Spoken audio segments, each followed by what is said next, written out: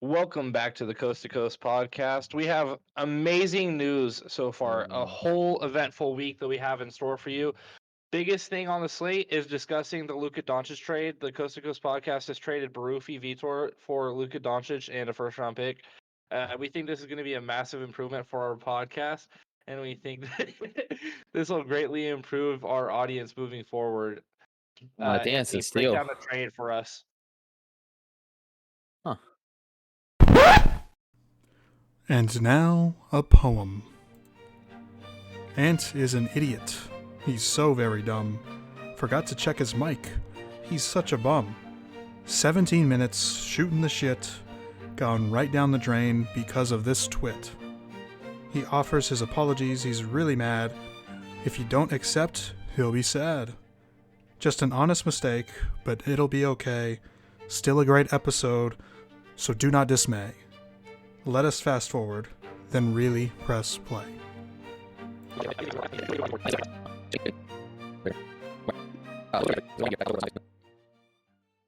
I just want to now quickly run over why Novak Djokovic is the GOAT of tennis. And in my opinion, the GOAT athlete of sports. You should Okay. have made a He's not the GOAT slideshow athlete. presentation for us. Yeah. What if I do You're that gonna have a instead and hard do it for time. next week? Yeah, up to do you. that. That works. That'd be a fun bit. I would just start off by saying, and I can do something more elaborate for next week. I would just start off by saying this. He played in the same era as the two other best tennis players of all time. Because the three best tennis players of all time are Novak Djokovic, Rafael Nadal, and Roger Federer. He has more titles than both of them. He has more head-to-head wins against both of them. He has every single championship you can get, every single one. Every single championship you can get in tennis, he has every single one. Rafael Nadal and Roger Federer are missing at least one tournament in their career. This guy is 37 years old, beating Carlos Alcaraz in his prime, Children. or entering his prime. Yes. Now, obviously, Jacob made the comparison of Brady beating Mahomes in the Super Bowl, and obviously what Brady did was very admirable. But it's different when it's a single player. Look at him making exceptions, man. I know. It's not an Moving the exception, but goalposts. you guys gotta admit that it's different when it's a team sport and when it's just you sport. It's the hardest position to play in all Or team sports. also, I agree with that, but also, Brady is not playing against Mahomes, right? Novak Djokovic is playing against that person. You know who By does definition, play? he is playing against. Okay, by Oh. But definition, you know guys, I who apologize. does play against Roger Clemens, for example, is Barry Mm. Bonds. Bonds. He's And playing Barry against Bonds is the goat. Barry Bonds, and Very, very. he's playing against Roger Clemens and 8 other defenders. That is something. A 1v9. Yeah, Barry Bonds is that guy, dude. Now listen, I don't know anything about golf, right? But obviously Barry Bonds is that dude, so I'm not gonna Yeah, exactly. take anything away from the guy. I know the guy is crazy. So. Now, Wait, Anthony, did you hear what he said? yeah, of course. now, Murphy, you mentioned the three, like the three horsemen of golf, or not Of tennis, yes. tennis over the last 2 Federer, decades. Nadal, But and now, Djokovic. you didn't mention someone that I really thought maybe Of tennis? was worth talking about. Yeah. Andy what are Murray? your thoughts? No, not Andy Murray. Not that old hag. Okay. No, what do you think of Patrick Zweig?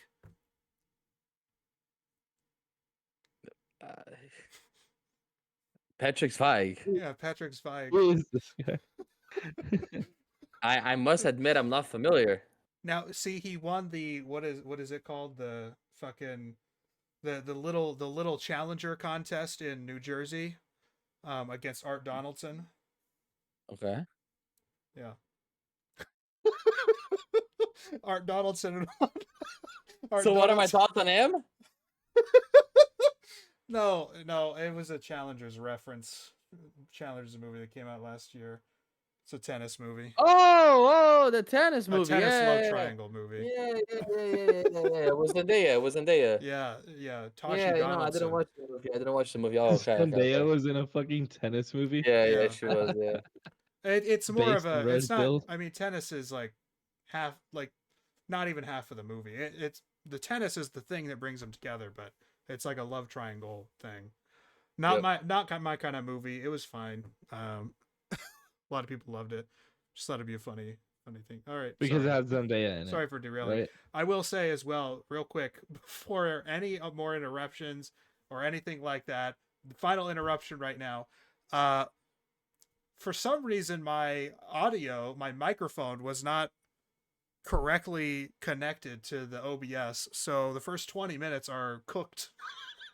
On my perspective, every time I talked, nothing was being registered. I got it fixed. So the last 10 minutes or so we've gotten, No, the but Barufi Doncic trade. That bit was all time. yeah, that really, I don't know why the input changed. I haven't done anything else. I haven't done anything about this since last week when we recorded. I don't know why it changed, but yeah. At least we caught it before we did main event shit, I guess. But There we it go. really Yeah. sucks. True. So apologies for that. I don't know if I'm gonna still post, or I don't know if I'm just gonna cut that out.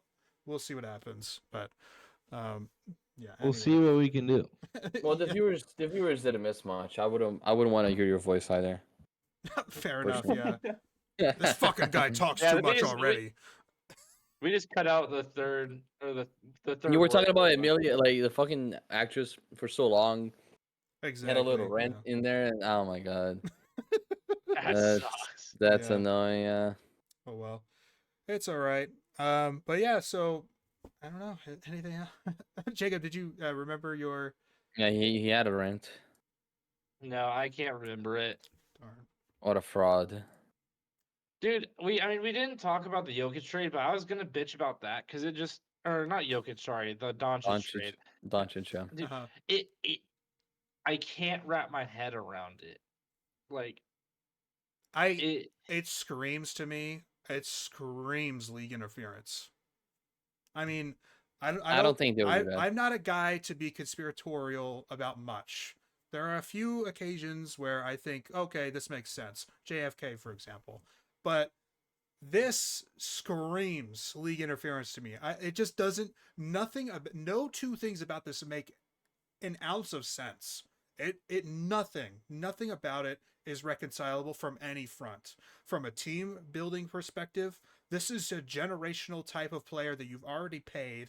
Like, what are we doing here? This is your cornerstone piece. If you're not contending this year, fine, whatever. You're having a down year. You just made the finals last year. You know you're capable of winning. You just need to build around him properly. From a front office standpoint, it makes no sense either. You are literally, this guy's gonna lose his job. There's no way he keeps his job after this thing, right? And then from a value standpoint, it's not even close either. Like, maybe Anthony Davis helps the defense improve in Dallas over the next couple months, but what is Anthony Davis gonna do? plays. That's number one. But what is Anthony Davis going to do come playoff time if they make it? That's not going to, he's not a guy that wins you championships. And I know that's what they said. Defense wins championships. You know how tired and annoying that phrase is, especially when you have such an offensive super powerhouse every time he is on the court with Luka. It makes no sense. And again, it's not just all that. It's also the fact that it goes to the Lakers, who are going to be looking for a successor after LeBron. It seems like LeBron might be done after this year. And this is like the perfect type of player to replace LeBron because he plays very similar. He wants the ball, he's going to score. It screams league interference to me. And it's a way, again, to keep the league relevant when they've been struggling with viewership. Make the most popular team in the sport really good for the next decade or two. Anyway. I see your point. And I'm not gonna say that your points don't make sense. I just don't. For two reasons, I don't agree with it.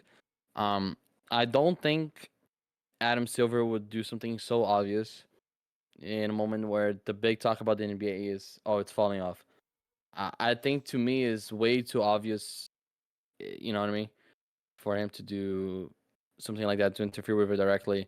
amidst all the conversations about the NBA struggling. Second point, I think. Well, first off, Anthony Davis is a very valuable price in the league as well. Now, I'm not saying the No, compensation is there's no, justifiable. Not No, I anymore. listen. no. All right, go ahead. The trade is shit. The trade is shit. Don't get me wrong. We're talking And trophy. When we're speaking objectively, you're taking a arguable top 3 player in the league who's 25 yes, years old, I and know, you're trading him for a 2029 first round pick, I which know. is useless. Like in the NBA, a first round pick is jack shit compared to what it is in any Yeah, other league. yeah. And then you also get a what is he, 34? A 34-year-old power forward who's top I 10 at his don't position, I not think he's top that 3 in the old. league at any position. Anthony Davis He's age. got to be Anthony up Davis there is at this point. 31. Oh, He's really? 31. Listen, Anthony Davis is playing phenomenal this season. Let's Oh, not. I'm not he's defending the injured compensation. already. I'm not. He's Oh, played most but of his games this But season. guys, you're forgetting the important part. Luca weighed 100 or 270 pounds as a 6'7" I athlete. think. That's Listen, just unacceptable. let me finish my point. I don't. I think the argument with his conditioning is bullshit because Anthony Davis also Oh, has problems with of course. conditioning. So I don't think it's that. I think if I were to justify Nico Harrison, because I'm playing devil's advocate, I think it is more of an internal problem. And I think where Nico Harrison fucked up was the low value of the trade. He could have gotten way more. Well, I mean, we're talking about a top 3 guy in the league, you know, entering his prime. He's not even in his prime.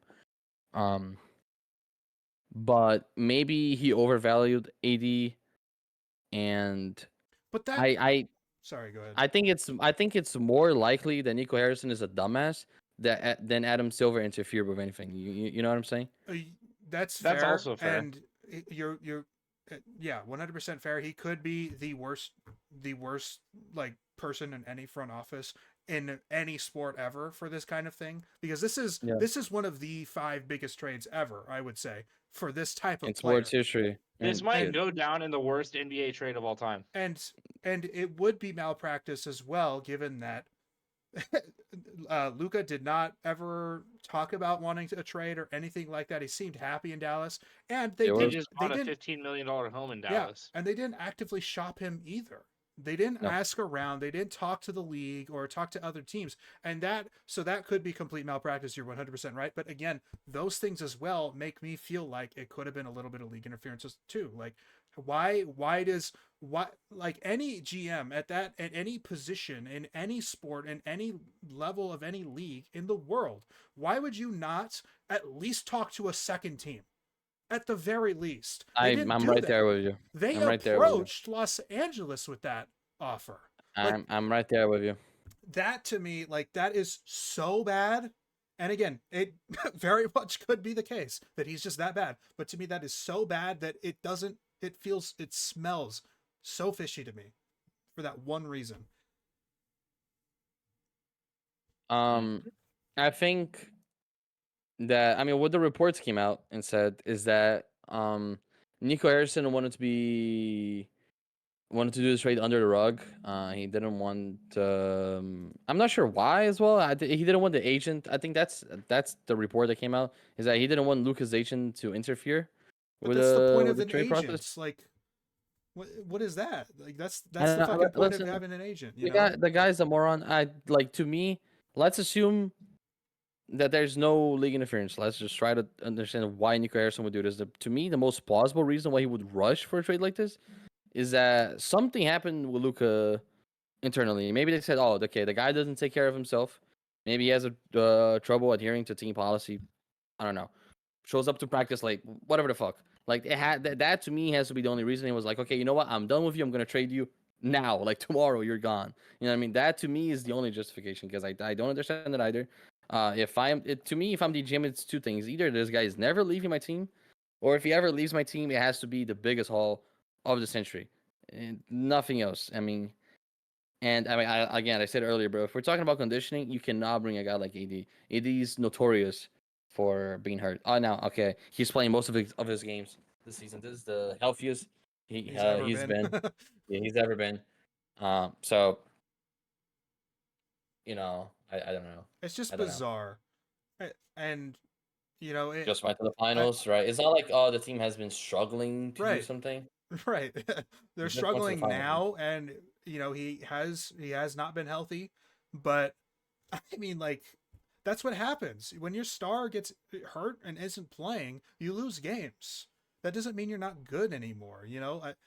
It just, and again, it's probably the case that he is just a complete and total moron, and he doesn't know anything about the sport or what he's doing in his job. But man, it makes a lot Yeah, for it me. does It's a make you lot go. easier to explain. Not easier to explain, but I'd like to think that someone in that high of a position knows at least a little bit of what he's doing. It's not always the case, but I would hope so. I like, would definitely hope so. yeah, that brutal trade. We can all agree on that for sure. Oh yeah, Uh, it's Mhm. horrid, horrid. yeah.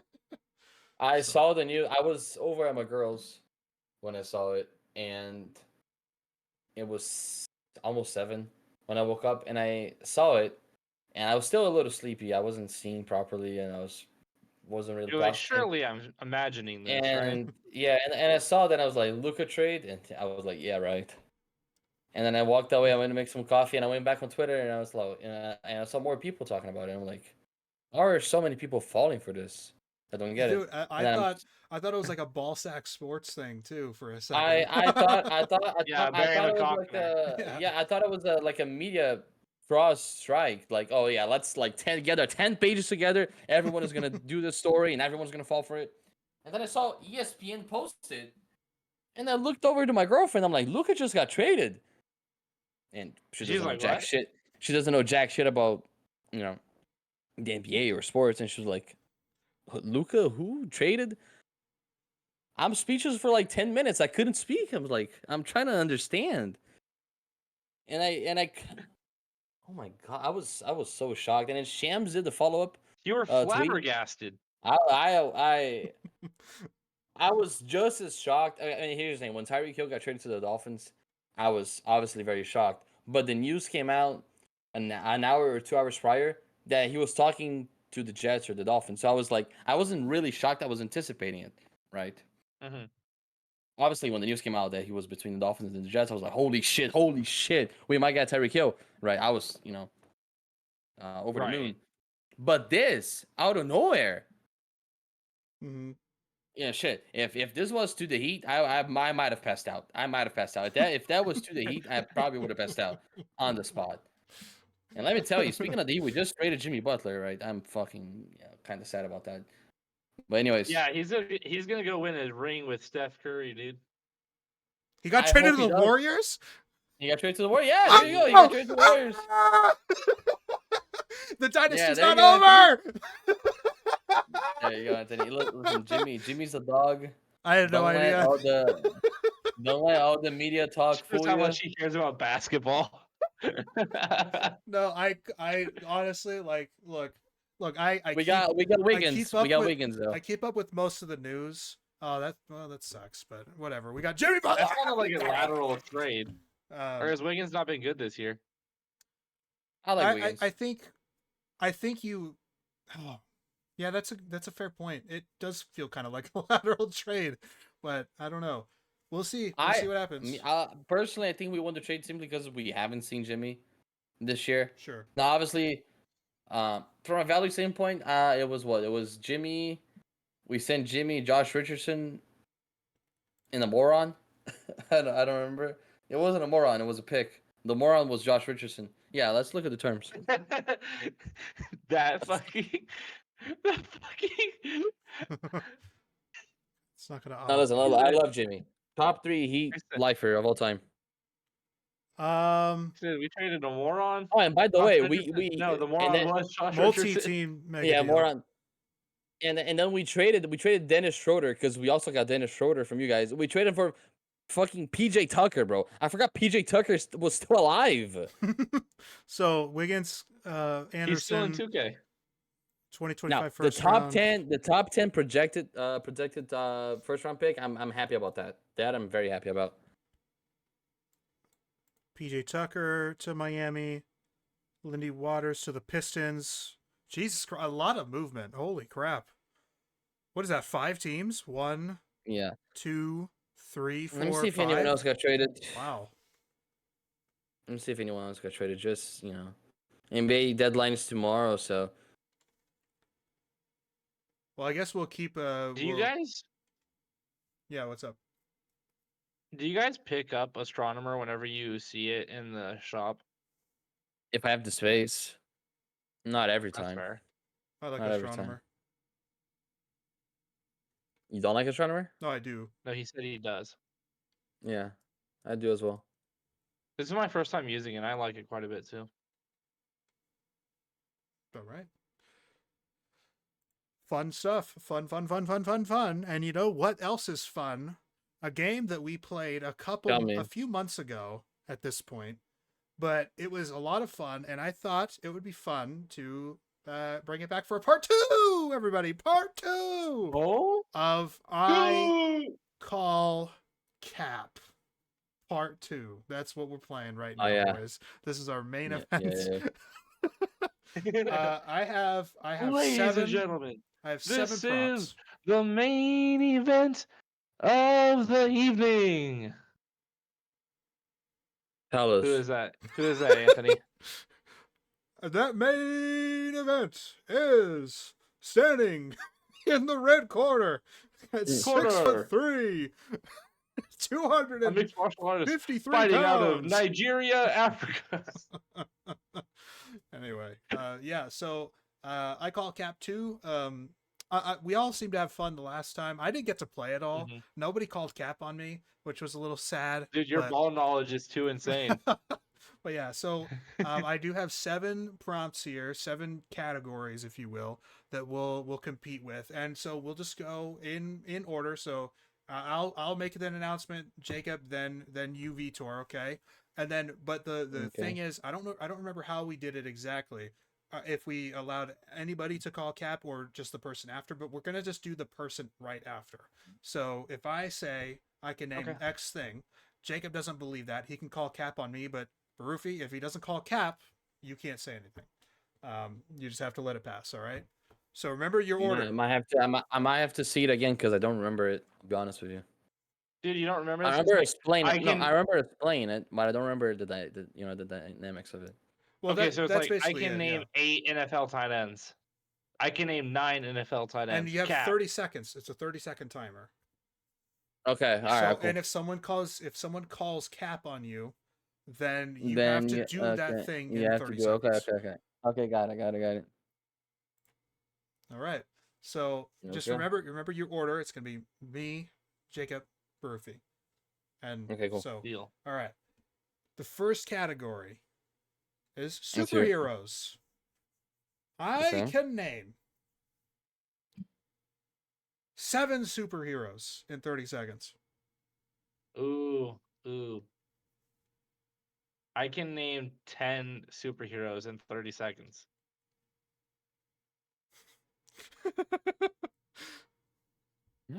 Guys, not be feeling confident. He's not feeling confident, dude. Surely you can do 11, Barufi. Surely you can do 11. Yeah, I can do 11, guys. I can do 11. I can name 13 superheroes in 30 seconds. See, I want to see Anthony do it, but I'm also feeling really confident in myself. So I'm going to say I can name 17 superheroes in 30 seconds. Oh, Cap! All right. Cap has been called. I have a timer that I have not prepared yet on my phone, so I'll prepare it right now. 30 seconds. I will put it up for you on here so you can see it as you participate. Put it on the screen first. It's right here. Okay, cool. All right. Okay. So whenever you're ready, I will hit start. Okay. 3, 2, 1. Superman, Iron Man, Batman, Nightwing, Robin. 5. Fuck. 12. Oh god, I'm already stuttering. Shit. Fuck. Dude, I'm mental assing so hard right now. He was really confident. Dude, Captain America, Spider-Man. 7. Dude, I'm so cooked. I thought I Time was is gonna be able to up. 4. Time is I up. thought I was gonna be able to name all the Avengers, but then I just blanked so hard because I couldn't fucking think of Oh, the Arrow man. guy, and like I kept getting stuck on the Arrow guy.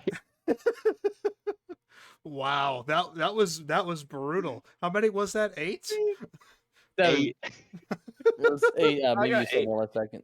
Man, you said Who the fuck 17. is the bow and arrow guy? I can't think of his Green name. Hawkeye? Arrow? Hawkeye? Hawkeye. Well, what the fuck is Green Arrow? What am I talking about? That's a Green DC. Lantern. Green Lantern. Oh, but there's a Green Arrow's- Arrow. Oh, there's a Green yeah. Arrow. Yeah, You see, guys, Dude, if you I called just Cap on cooked 11 for me, I myself. might have fucked up. dude. Wow. I could have done that. That's embarrassing. That That's was- so fucking That was embarrassing. quite a first round. So, all right. So Jacob loses the first round. I don't know how how we're doing the points here. I guess we're just going for fun because this is very silly. But so since you lost though, since the round ended with you, you're gonna start this next round, and Okay. the category is vegetables. Vegetables. Jeez, bro. I Okay. could name 5 vegetables. I can name 8 vegetables. I can name 12 vegetables in 30 seconds. Cap. You're calling Cap? Cap. All right. Call it, yeah, call it. Okay. All right. Here we go. He's so cooked, dude. He doesn't understand You the think- challenge that this is. We'll see about that. All right. Okay. I'm gonna man the timer and play this. All right. We got 30 seconds right down here. Okay. In 3, 2, 1, go. Carrots, broccoli, cauliflower, spinach, lettuce, onion, potato, bok choy, green beans. Potato doesn't count. That's not a vegetable. It is a vegetable. It's a starch. My mom works in ag. It's a vegetable. Fuck. You need 3. you need Snow peas. 2. Radish. Please. And Need 1. Need 1. 5 seconds. 1. 1. No! No! Okay. I failed, but I will say, Barufi, you did not help me there. Saying I needed 1 left 8 times. Dude, I was thinking celery the whole time. I was like, Fuck, celery, man. celery. Did you say kale? No.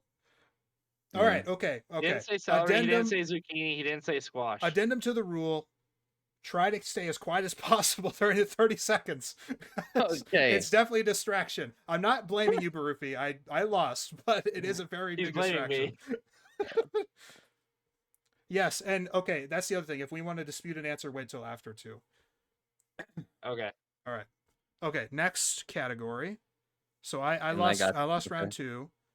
All right, this is going to be a tough one, even for me, even though I might be the best at this one. And I'll start. I'm cooked. The category is Best Picture Winners. Oh, I'm so cooked. I have no can idea. name Oh my god. 3 Wait, Best Picture winners in 30 seconds. I'll be easy I with you thought guys. I won't start I- high. But I thought I started, no?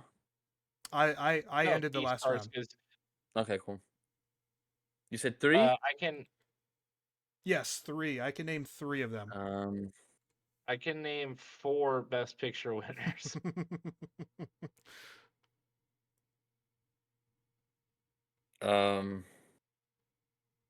It's either 5 or Shit. Cap at this point. Yeah, it's 5. It's 5.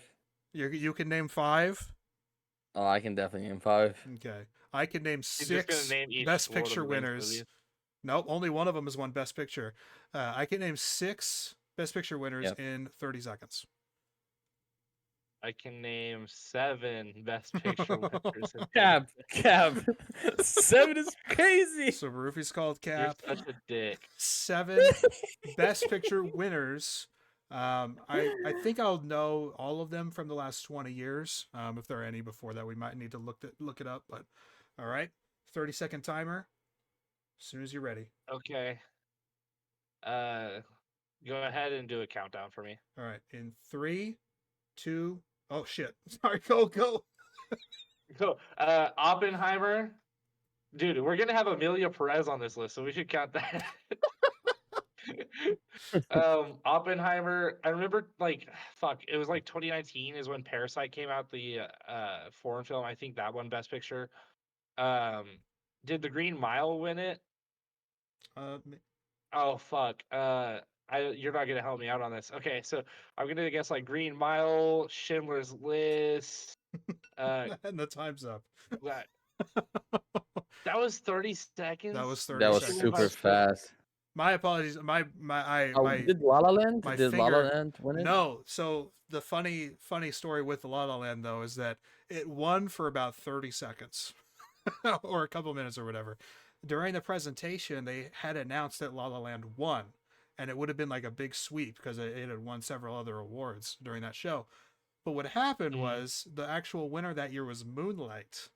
So the Moonlight, okay. presenters said La La Land initially. They got the whole cast and crew up there that was already there for the presentation, for the ceremony. They all took the stage. They were about to give their victory speech, and then they're like, "Oh wait, oops.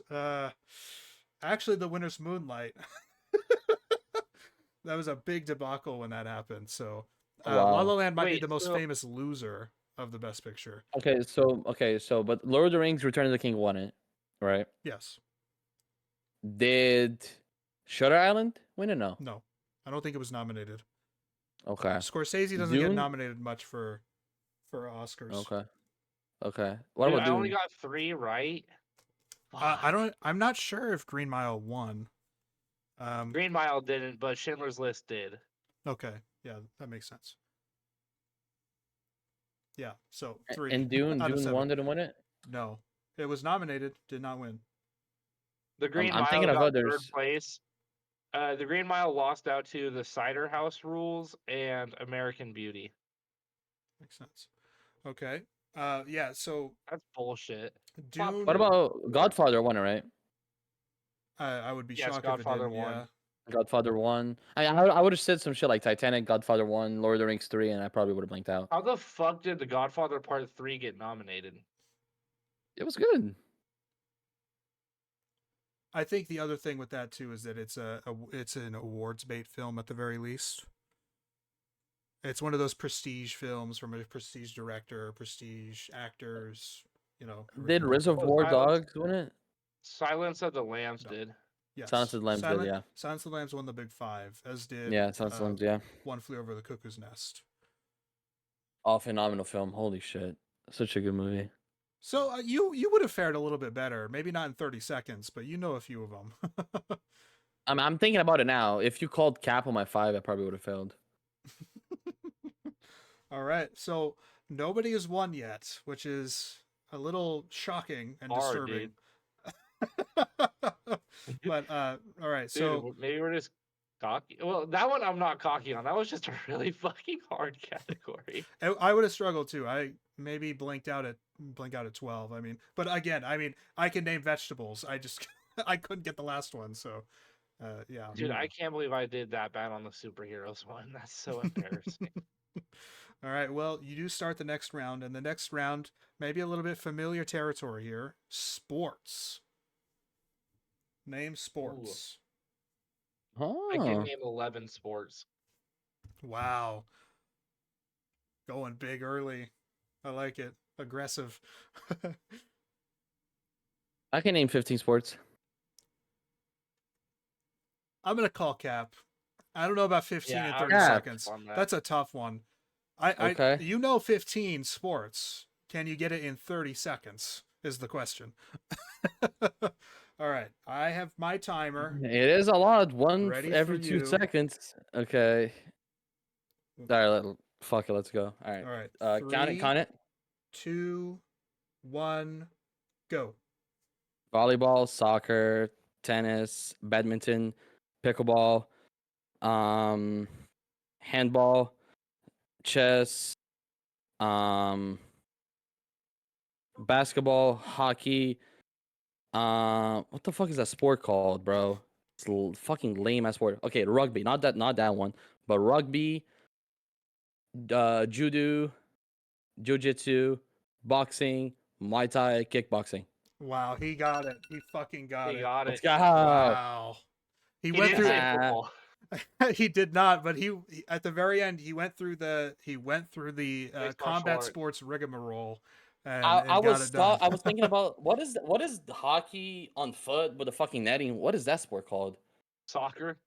No, bro. The You field mean hockey, It's lacrosse? fucking no, not field hockey. You I mean should have said that. lacrosse. lacrosse. Then yeah, Lacrosse, yeah, lacrosse. What a weird ass sport. Yeah, lacrosse. you're weird. I Yeah, played it you're for right. Lacrosse is 19 way more years. than fucking soccer. No, it looks fun, but don't. We don't need to slander soccer though. All right, relax. Soccer is a game filled with emotion. Obviously, there's a lot of suspicious things athletes do in the game, right? But Well, you want to talk about league interference? Woo, boy, a lot Yeah. of shady leagues in the world of yeah, soccer. soccer is very shady, very Yep. super shady. Absolutely. But well done. You're our first victory of the There you night, which go. is great. And we're just over halfway through this game so far, and it's been fun. So you did finish the last round, of course. So you're going to start us off with Mhm. United States presidents. Oof. Presidents. Okay. I can name 7. I can name 9 U.S. presidents in 30 seconds. I can confidently name 12. I can name 14. Hmm. Do I dare? Oh, This guys. category seems a little favorite for Guys. two of us. Guys. I really want to see if he can do it though. At the same time, you know what I mean? Like if he, Rufy, can you confidently name 14?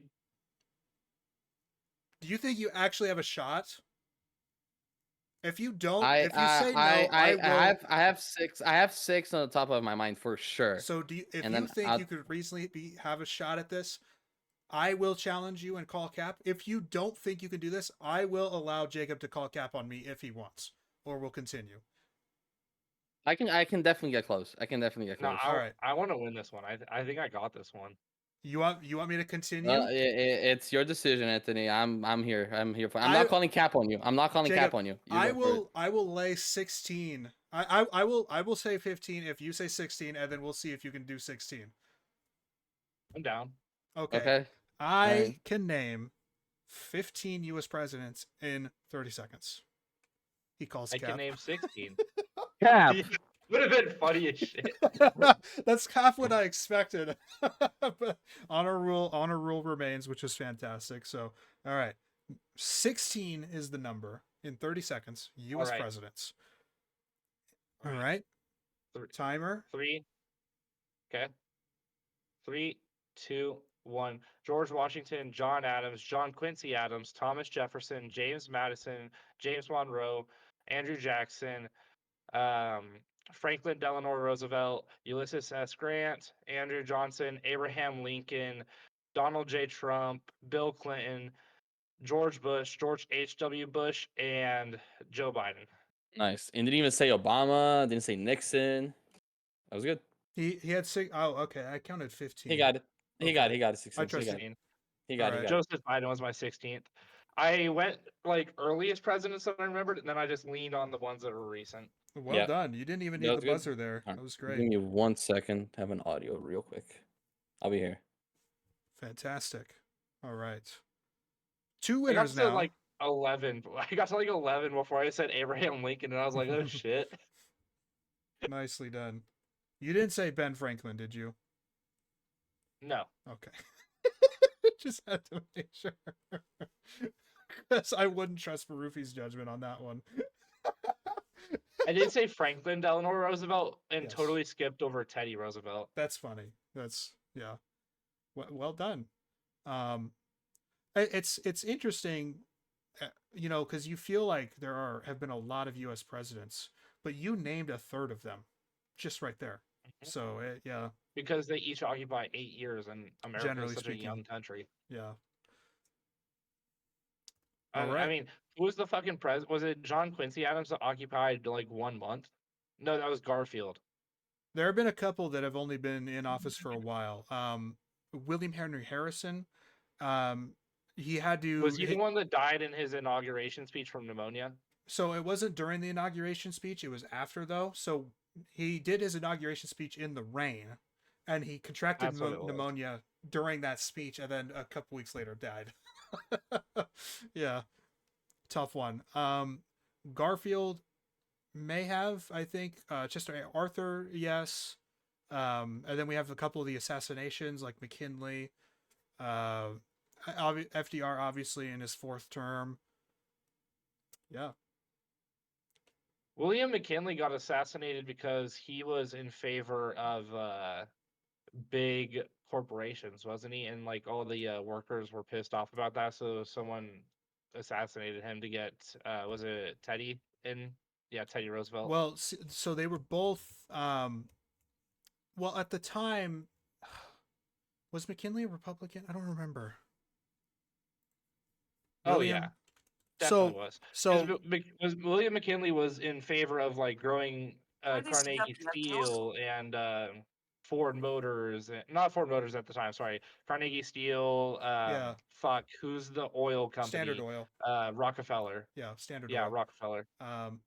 Yeah. So, but TR was also a Republican, and now he did actually kind of make a name, as far as the presidency and stuff is concerned, off of kind of like a fraudulent type of strike breaking thing, um, or I'm sorry, not strike breaking, corporate breaking. He broke up. He dissolved one corporation, one monopoly, and then got that name put onto him. But And then he didn't do shit. yeah, didn't do much for the other ones. I think TR did a lot of good stuff, but he certainly, I think a lot of people look at him with rose tinted glasses nowadays. So, and ultimately it was his, like, his attitude and personality that ultimately did take him out of office as well. And ultimately what put Woodrow Wilson in office too, because he then wanted to split. He knew that he had a voter base, and so it was him, it was Taft. Well, William Howard Taft was after. Yes, that's right. But TR wanted to run after the Taft victory. He wanted to try to take it back. And so it was him, it was Taft, it was Wilson. Taft and TR split the Republican votes, and that allowed Woodrow Wilson to win on a plurality. That makes sense. Yeah, so a little bit of history facts for you guys in between rounds here. We have 2 rounds left. Jacob, you are going to start this one, and this one might be a little bit easier, for Barufi for sure, at the very least. Okay. The category is fast food chains. Okay. I like building anticipation, so I'm gonna say I can name 5 fast food chains. It's a 5? 5. Yes. I can definitely name 8.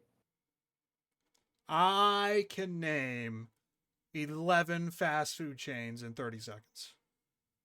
All right, since you're yanking my hand, I can name 15 fast food chains. Ooh. Wait, do I call cap on this? Oh, 15? man. Just be careful, because I might call cap on whatever you say. I know. But I'm thinking 15? Can you actually name 15? Look at me, Jacob. How much food do you eat?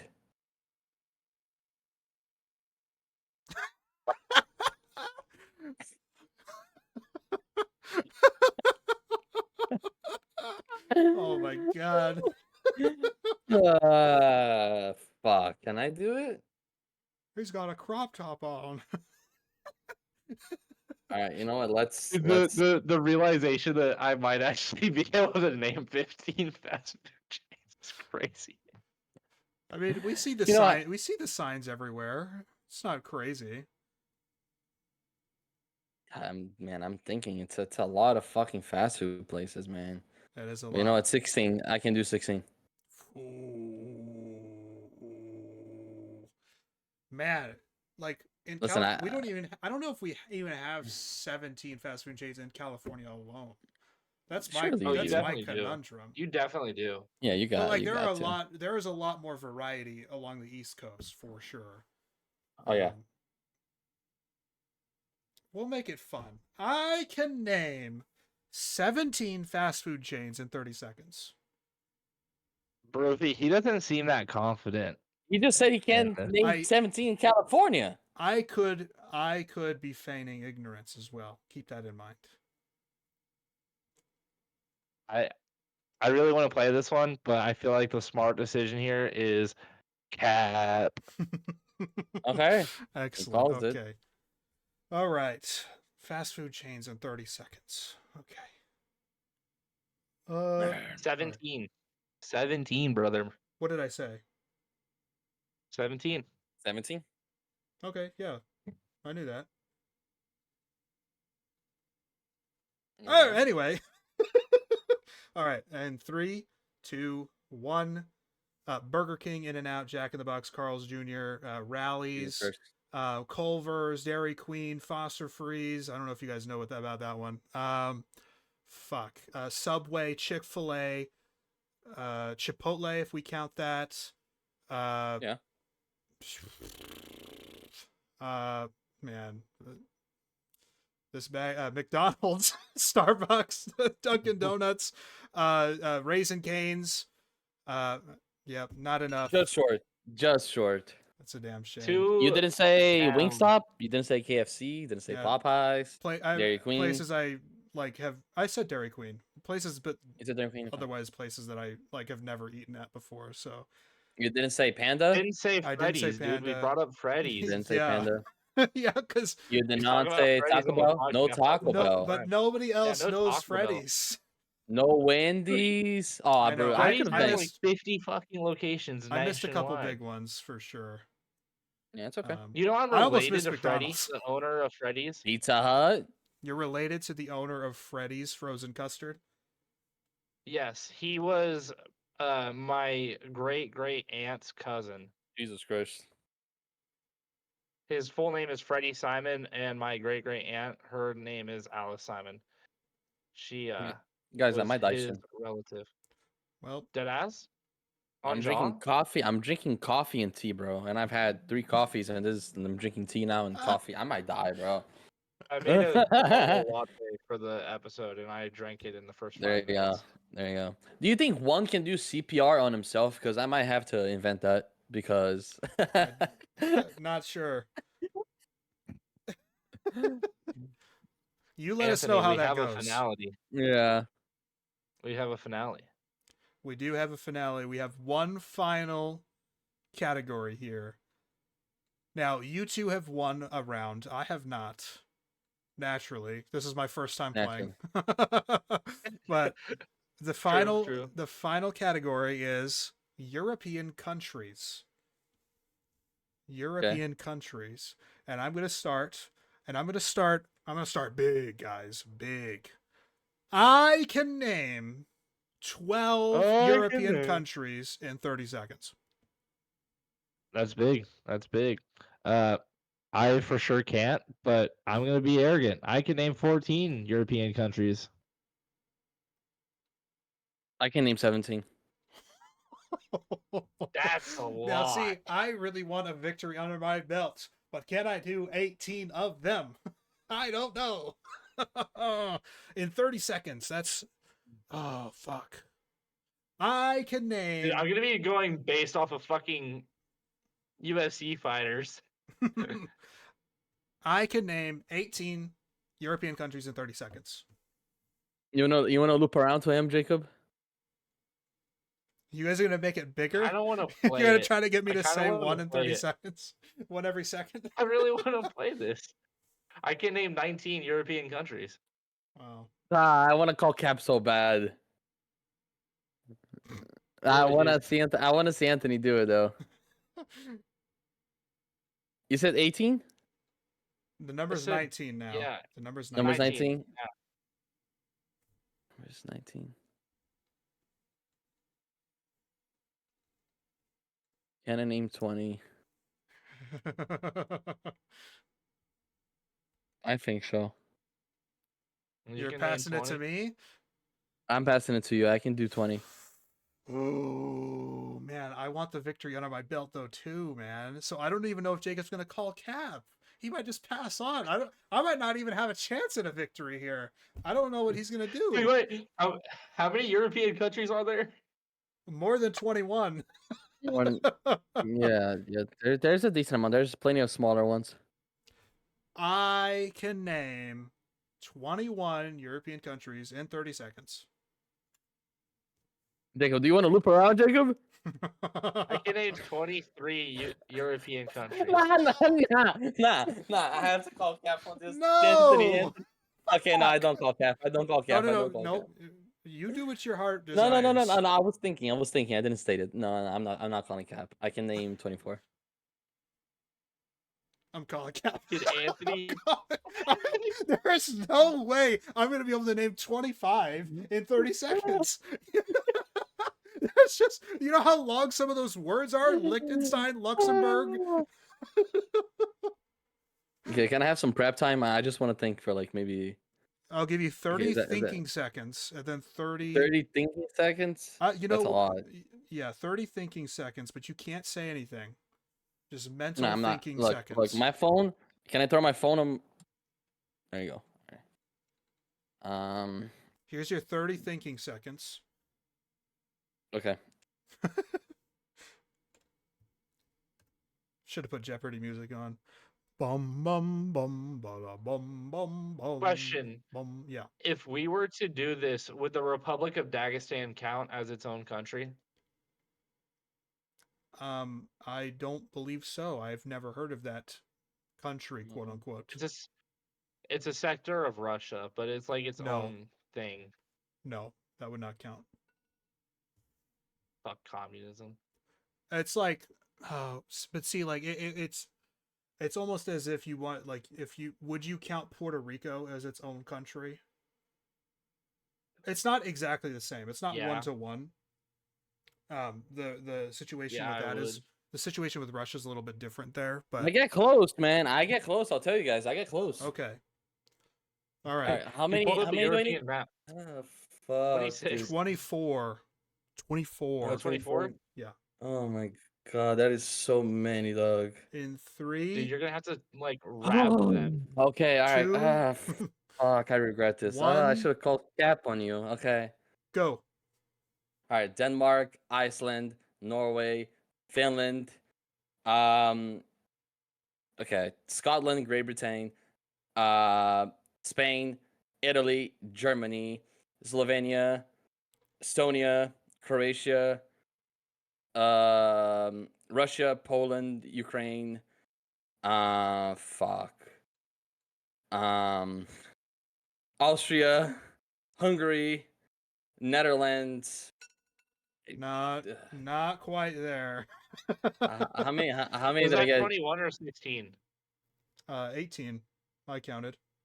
18. Okay, I was somewhat close. Okay, I was somewhat close. What was some obvious ones I missed? I said Italy. I said Germany. Did you You say missed out Poland? on like Poland, Ukraine. Bulgaria, I said- Romania, a lot of the I eastern. said Ukraine. I said Ukraine and I said Poland. I Did didn't you say name the yeah. I didn't say Scandinavian? Bulgaria. Scandinavian, I think Finland, I think Sweden, I named Iceland. those. Balkan You didn't say states. Czechia or Slovakia. I don't think I named the Balkans. Those like Greece I didn't and say Bosnia, I didn't say Czech Republic. I didn't say Czech Republic. Croatia, I didn't say Bosnia. I said Croatia. North Macedonia. I didn't say North Macedonia.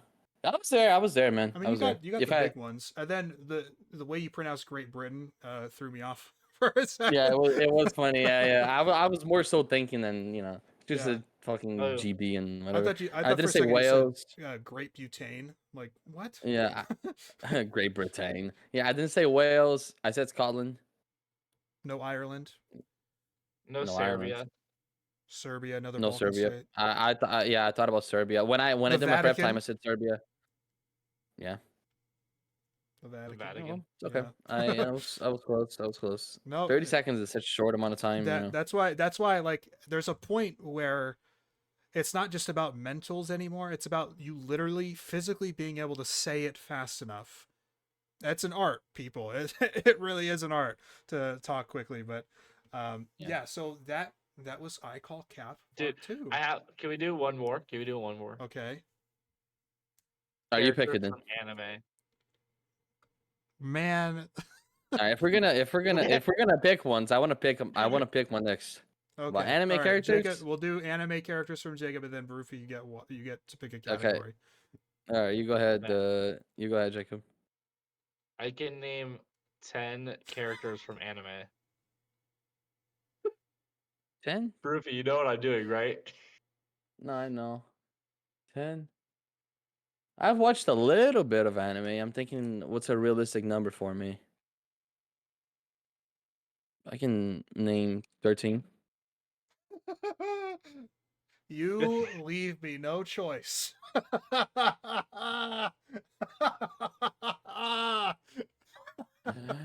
Oh, come Anthony doesn't want to on. play this one, dude. I do not want to play this one.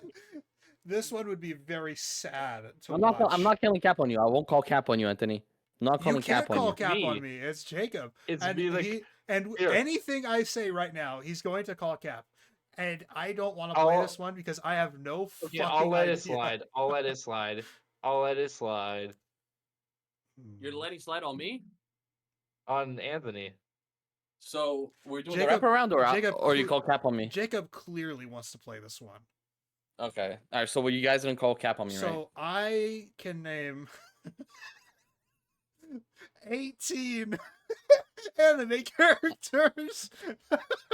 Go ahead, Ladies and Jacob. gentlemen, this is when you call cat. You No, Jacob. No. you dirty dog. I had a feeling. I had a fucking feeling you would do that to me. Fine. I can name 19 characters I was from gonna do anime. it. All right, 19 is You the gave number. me a healthy challenge. You gave me a healthy challenge. That's what I wanted. That's what I wanted to do. Yeah, that's why I'll call that's cap. why I I'll call upped cap. it. All right, cap Okay. has been called on Jacob. Okay, give 19 me. anime characters in 30 seconds. Okay. In 3. What's funny is I think I'm gonna name them all from the same anime, but I'm Well, gonna just rip them. Counts. Okay. What is Okay. the? Look at my camera. I You see guys it. see that? We'll see what. It's flashing. I don't see that. You don't see the. You I don't see it don't. flashing at the top right here. Oh yeah, I see that. What the fuck? I think it's your camera, no? But it's not on. Oh, your shit's hacked, bro. I'm kidding. I have no clue what's doing. Dude, I wonder- Dagestan, Russia is watching you. Yo, coast to coast. Like the Yeah. camera, my webcam right there that you can see in the reflection. It must be picking up the frequency. Like the shutter frames per second must be. That is That's really so weird. Anyway, don't worry, it's all right. No, doesn't matter. Okay, and Okay. 3, 2, 1, go. Naruto, Sasuke, Hinata, Sakura, Minato, Hiruzen, Shoyo Hinata, Shino. Fuck. Kageyama, Tsukiyama, fuck, it's Suki. I fucking can't. Tsukishima is his full name. Fuck. Tendo, Ushijima, Oikawa, the Time Nine-Tailed is Fox. Up. You got to 13 out of 19. That was You a didn't say Kakashi. tough one. You didn't say Kakashi. No, the problem is I switched over to Haikyuu and then I got fucking stuck on Haikyuu characters like shit. Yeah, I hear you. I was like Suki and I was like, no, it's Tsukishima, fuck. I would have named 2 of them. And then been Naruto and stumped. Goku. No, like okay, we could do Vegeta and Vegeta, Pikachu. Kakarot. You'd name Goku and Kakarot and you'd be like, they both count. Blue Eyes White Dragon. I mean, what else do you want me to say? Yeah, Yugi Yeah. I'll just start naming Yu-Gi-Oh monsters. characters. Dark Magician. All the ones, yeah, just that I know from the card game, not even Harpies the show. girls, the 3 Harpy girls. Exodia, yeah. Blue Eyes Ultimate Dragon. All right, Barufi, you said you had a category that you'd like. Lord of South D. American That would have been a countries. great one. I'm thinking of which one. Thinking of something that we can all, buy in. I was thinking maybe of doing bands, but I'm not sure about that one. So I'll just do Lord of the Rings characters.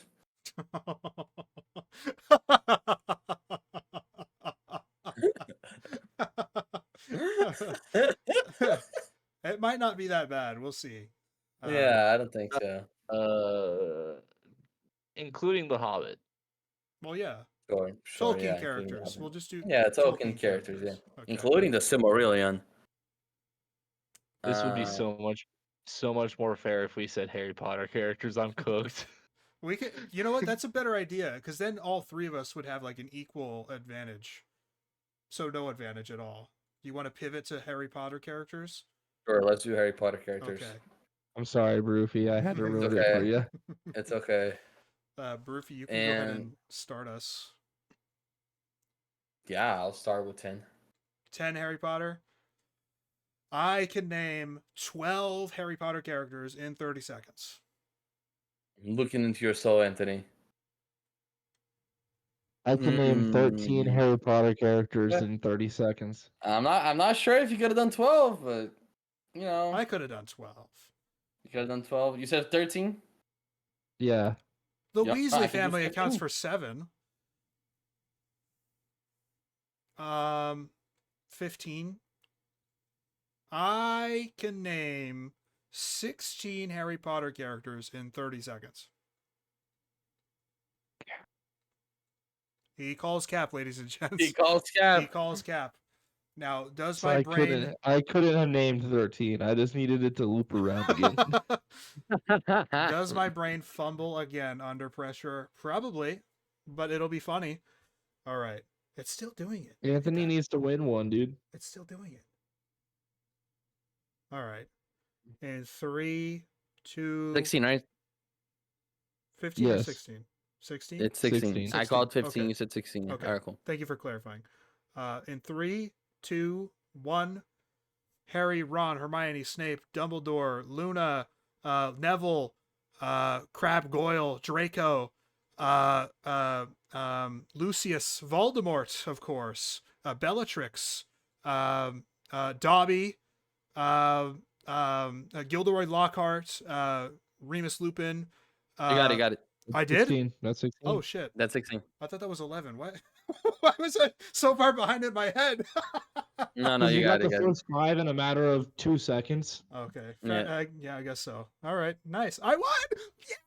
Yeah! I did it, guys. Only I took did 2 it. extra rounds. We're not completely retarded. Thank you, guys. Let's All right. go. Paste. Excellent. That was a good idea, the encore rounds. That was fun. But if you enjoyed I Call Cap Part 2, maybe we'll do a Part 3 in the near future. Just let us know. And let us know some categories that you'd like us to play. Yeah, so that was great. I guess I suppose we could move on to our drafts for this episode. Mm-hmm. Yeah. Always love the drafts. Yeah. Love drafts. Love The drafting. drafts are a staple of the drafts. Coast to Coast Yeah, podcast. and they're just so fun. There's no pressure, you know. No one's gonna look like an idiot, hopefully, unless you make avocado toast for breakfast. Okay, guys. All right, so. So, wait, why? on the last draft, I'm a little confused. Are we creating the premises / concepts? Okay, no. So it's movies that are movies Already that have been made. exist that you think like have a really cool concept or premise. Basically, using those two words. Dude, I'm gonna have such a good draft today. I'm synonymous. gonna have so much fun with this. That's great. I'm sure your horror bag will go deep in this one. So, But I'm excited. We have favorite male performances of all time. We have our favorite female performances of all time, and then best concepts slash premises as well. So those are our three drafts. Of course, order has not been decided yet because we have our very friendly picker wheel here. It's And okay. We know where I'm being slotted in yeah, at. probably, but we'll allow the wheel to tell us. I'm No doing quick research, spoilers. guys. Sure thing. All right, Nice. Vitor, you got the first overall pick. And that first overall pick is for our favorite male performances. Mm-hmm. Next up, you have a 50-50 shot, Jacob. You have a 50-50 shot. I always do. Would you look at that? No We way. get a second. No way. And it results in your favor, maybe. I don't know. Maybe you prefer third overall on this one. Not sure. I'm so accustomed to the third overall pick. It's like my comfort zone. Now, with this one, though, with these drafts, we might have a few that are in common here, but I feel like our tastes are going to take precedent overall. And so, what we look for Yeah. in acting performances might be very different. And so, I'm interested. It might not even be the best, like, draft format type of thing, but, you know, it's still a fun category that I think, and maybe, again, we can revisit this you know, down the road when we've watched more movies and whatnot, or, you know. Anyway, Burfy, you are on the clock with first overall. I have a feeling I have a good idea of like some of the performances you're probably thinking of. So I'm interested what you're gonna take.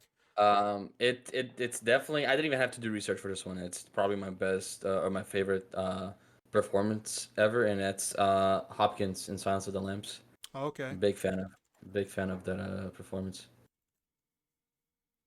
What were you thinking for my one? Well, it might be on Or my you want list. to say So it? Okay. I have a few that are like in my bag picks, but I think I'm gonna take a little bit more of a mainstream one right now, and that's gonna be probably the most obvious pick. Fuck, dude, I have so many good ones though. Um, Go ahead and give me Bill Skarsgård for his performance as Pennywise. I had a feeling. I had a feeling you were gonna take that at some point. He's inarguably one of my favorite actors. It's a great performance. Definitely something that I would have considered. Not round one for me though. Honestly, I have kind of no idea. I have so many names listed here. I have no idea I do what too. I even want to say or pick for number one overall. Because Like, you also are like, do I take what's most iconic or do I take my favorite? Like, there's so many that you can do. you're 100% right. Man, it's so tough. So tough. Okay. We're going to start with some recency bias. Okay. But Dune 2. no, it's not Dune 2. But it is recency bias, I guess. But it is also, in my opinion, legitimately one of the greatest lead acting performances of all time, and deservedly it won Best Actor at last year's Oscars, and that's Cillian Murphy as Robert Oppenheimer, J. Robert Yeah, Oppenheimer. it's I was phenomenal. considering Robert Downey Jr. from Oppenheimer. It was also really good.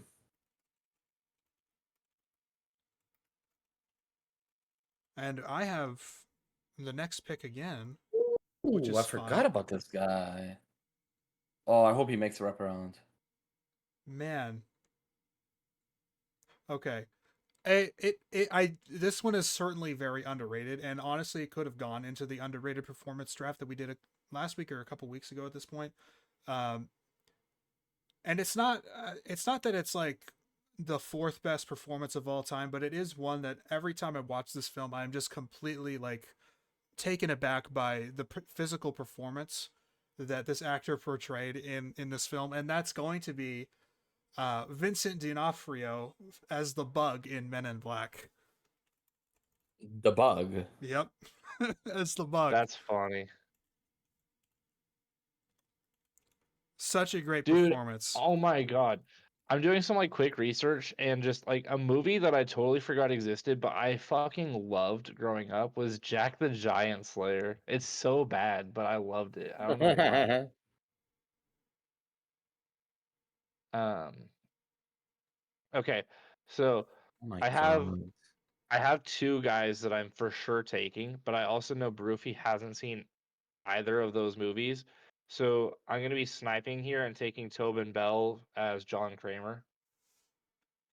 Okay, that is a very good pick, and it was on my list, but not immediately. But it's still definitely a snipe.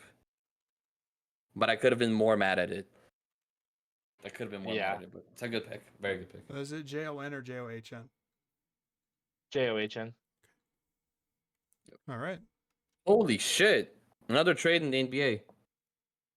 Which one? Brandon Ingram from the Pelicans is going to the Raptors. Why the Raptors are doing this, I'm not sure. But Brandon Ingram Makes is a no phenomenal sense. player. Because Yeah, they're it's a still phenomenal player. living in 2019. Yeah, I don't know. It's a phenomenal player, by the way. I'm a big fan of Brandon Ingram. Anyways, Yeah. Great stuff. I wish the Luka trade went down when we were recording. That would have been dope as hell. That would have been insane. Yeah, You are on the clock. I wouldn't have believed it. The I am on the reaction would have been clock. crazy. We would have spent I 5 am on minutes the fact clock. checking it. Um, okay, I'll just go with these two. Jack Nicholson and one flew over the cuckoo's nest. That's exactly what I thought you were gonna go next. Yeah. Jack Probably should Nicholson have gone with first. has Randall. That's right. Yeah, Randall. Yeah, Randall. Vic Murphy. Been just absolutely phenomenal. And then What Do the we want fuck? to make a impromptu rule of you can't use the same actor for different performances? yeah, Yeah, that's fine. yeah, sure, yeah. Now, are other Uh, people able to draft the same actor? Or no? Like, No. Okay, so no. actors okay, completely okay. off the board. Okay. All right. That's fine. That's Cool. because that's what I was gonna say because I was gonna consider Jack Nicholson for Shiny. The Shining. No, Batman 89. Come on, man. I'm a big fan of Nicholson. Thank you, Okay, Minister. I will go here with Christoph Waltz and the Glorious Bastards. You didn't take Brad Pitt from From where? Waltz is a the lot better. Glorious Bastards? No, dude. I fucking No, love I the prefer accent. The Waltz. I accent is prefer Waltz. so No, funny. I prefer Waltz Dude, performance. They're gonna fear us. Waltz is that Waltz performance was a generation performance in Glorious it Bastards. was an amazing acting performance, and that movie is fucking phenomenal. I've rewatched it like 4 times in the last month. I watched it for the first time about a month and a half ago. I love it. It's so good. Um, It's Tarantino's I'm gonna best. take probably. I think I'm gonna take the most iconic. Because like I've taken iconic obviously with my first two picks, but I think this is probably gonna be the most like iconic one on my draft because I just feel like I have to have it, and this could have been first round worthy. I'm taking Heath Ledger's performance as the Joker in The Dark Knight. Just Yeah. thought about that one. Just I thought about was that one. really hoping I probably should have taken it in the 4th overall pick because D'Onofrio was probably going to stick there, but I was hoping that Heath Ledger would remain on the board. So fantastic pick. A little bit of a snipe, I suppose. But- An amazing value pick too, like oh yeah, arguably exactly. a top 5 pick. 100%. Yep. Yeah, we're still like we're feeling like, man, do I feel sentimental here? Am I picking like a character actor? You know, a lot of different ways we can go still here, and a lot of great actors that honestly like when I think of Adam Driver, for example, there are a lot of great performances of his, but I don't know if they're like a career of greatness. But for me, not exactly one that is like my favorite that I can put above his other performances, unlike other actors or even some actors that only have like one great performance. So it's really tough. I guess what I will do though is I will take this actor off the board from you guys just in case. And that's going to be Jake Gyllenhaal as Lewis Bloom in Nightcrawler. Wow. Yeah. Fuck. I thought you Dude, were you gonna don't go with. want I thought Jake you were gonna Gyllenhaal go from Fight Club? From Fight Club? No, it's not Fight Club. from Enemy. I mean, Enemy, pussy. Prisoners. I also have written down Yeah, for Prisoners. Prisoners is Prisoners is Detective Loki. such a good movie, man. Yeah. Holy shit, what a movie! But maybe I take Paul Dano or Hugh Jackman for that movie too. We never know. Hugh Jackman. Hugh Um, Jackman is so good in that movie. Holy shit, Yeah. so good. I always There's see not a the movie where Hugh Jackman's bad in. well. Dude, dude. By the way, that was for sure his Fuck, best acting performance. fuck, what was that movie that I dropped in the general chat? Fuck, I watched it like 3 weeks ago. It like has an insane cast. James McAvoy is the lead actor, and he like gets trained up to kill by like Wanted. they get the Curving the Bullet. yes, Yeah. yeah, that fucking Yeah. dog shit movie. Dude, That's takes the one scene that anybody thinks about with that movie. It's just that one. So yeah. dude Samuel L. Jackson as the narrator in that movie. Classic stuff. Classic stuff. Iconic for some of the right reasons, I guess. It became a meme. Uh, okay. Let's go. I got Cavendish, baby. All right, we're gonna take another generational talent at actor, and a performance that I mean, it doesn't go underappreciated, but pretty much his entire career is completely decorated with just unbelievable stuff, and that's gonna be Daniel Day-Lewis as Daniel Plainview in There Will Be Blood. Yep.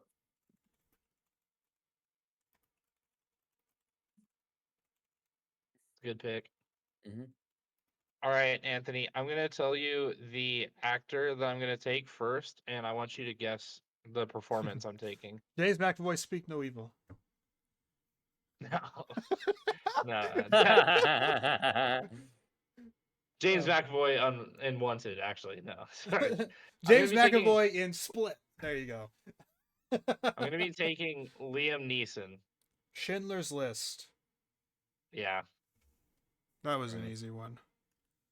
Oscar Schindler. I think I got some steals here. There are so many great performances that we're I not know. mentioning. I know. The fact that you haven't seen Schindler's List yet, have you? I haven't. I know. It's been on my list. I know. Devastating. I know. Yeah. Ray Fiennes is so good in that movie too. Mm-hmm. Okay. I will go with De Niro and Taxi Driver. Another fantastic selection. And the other one is I will go with Marlon Brando and Godfather 1. All right. That's a solid 5. I think so. I could have gone with Al Pacino in the second one. I could have gone with Vigo. But then it's 3 separate movies. There isn't one where he stands out more than the others. It's just the whole collective performance he does Right. as Aragorn, which I think is phenomenal. By the way, he is Aragorn, right? But well, you could have. I did like for John Kramer. I did do the Saw franchise. Yeah, that's true. So, that's okay. All right. Very happy with the 5. Do I take? I've already taken a bunch of like really iconic performances. I guess this is also like super fucking iconic. So I don't fucking know. This is probably my favorite performance on the list that I'm taking. I'm gonna be taking Val Kilmer in Heat. No, Tombstone. What's the character's name? Holiday. Oh Doc yeah, that's Holliday. right. That's right.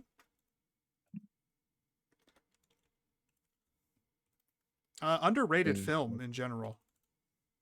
Really good stuff. Huge Tombstone fan. All right, man, Mr. Irrelevant. Man, this draft flew by, and I just have so many names here. So many names. Man, I think, man, and there are so many names that like of performances that have floored me completely, or portrayed a level of accuracy to the character and the type of thing that is just really unbelievable. I suppose some honorable mentions here for me are Al Pacino as Vincent Hanna in Heat. Another Al Pacino reference here. Javier Bardem as Anton Chigurh and their No Country for Old Men. Just an unbelievable portrayal of a psychopath. Yep. Honestly, Bruce Willis and Haley Joel Osment in The Sixth Sense, I think, are unbelievable performances. Mm-hmm. We talked Jake Gyllenhaal already. Christian Bale, another fantastic actor that has done a lot of method acting as well. I think of Trevor Resnick in The Machinist and Patrick Bateman in American Psycho. Yeah. Also, haven't mentioned anything by Tom Hanks. Yeah. Chuck Nolan would be Completely the big one for me, at least, in my haven't. childhood. Then unless you're gonna take it, which I don't think you are, haven't mentioned Michael Clark Duncan in The Green Mile. Yeah. Andy Serkis as Fucking Caesar in the Planet of the Apes, or as Gollum in The Lord of the Rings. Robin Yep, I thought Williams about that one as well. as Sean in Good Will Hunting is one of those just unbelievable performances. Super endearing and earnest and raw. Again, we could go all day. We haven't even mentioned Denzel Washington or Andrew Garfield or the number. I mean, maybe we might do an actors draft at some point after this. Oh my god. Fuck. Who's the guy that died? Son of a bitch. He played Jackie Robinson. Oh yeah, Chadwick Boseman. There we go. Yeah, It Chadwick escaped me for Boseman. a second there, but yeah. Okay. But the last pick, Mr. Irrelevant, not to delay any longer. I talked about all those other selections, and they're certainly worthy of being drafted in something like this. But I think this is, again, a tremendous physical performance, a tremendous comedic performance, really encapsulates the character, I think, so well. That's Johnny Depp as Jack Sparrow. Hell yeah, that's a good one. I like that pick, There you go. especially on the grounds of iconicism. Yeah. Eagle Part's iconic and outrageous and awesome. Really, really fun stuff. And again, so many other ones, maybe we do a part 2 at some point or whatever, but yeah. All right. Next draft, our Jordan, yeah. female acting performances, our favorites. So again, a Mhm. ton to pick from, especially if you're a horror fan like Jacob. A lot of Final Girls. So Yep. we'll see how this goes. Maybe he gets first overall. Oh, finally! He did it. Huge. He did it, He folks. did it! He did it, everyone! Unbelievable. All right. So now I have some options already. Goddamn. I don't know if I wanted to. I think I wanted to wrap around on this one. Okay. Man, I'm picking third overall all the whole time tonight, huh? I'm not opposed to it. Yeah, I want a third. Oh, I want. Oh, look, cat appearance. Cat appearance. Oh, wow. Hi, baby. She's coming around. Hi, baby girl. Yay. Hello.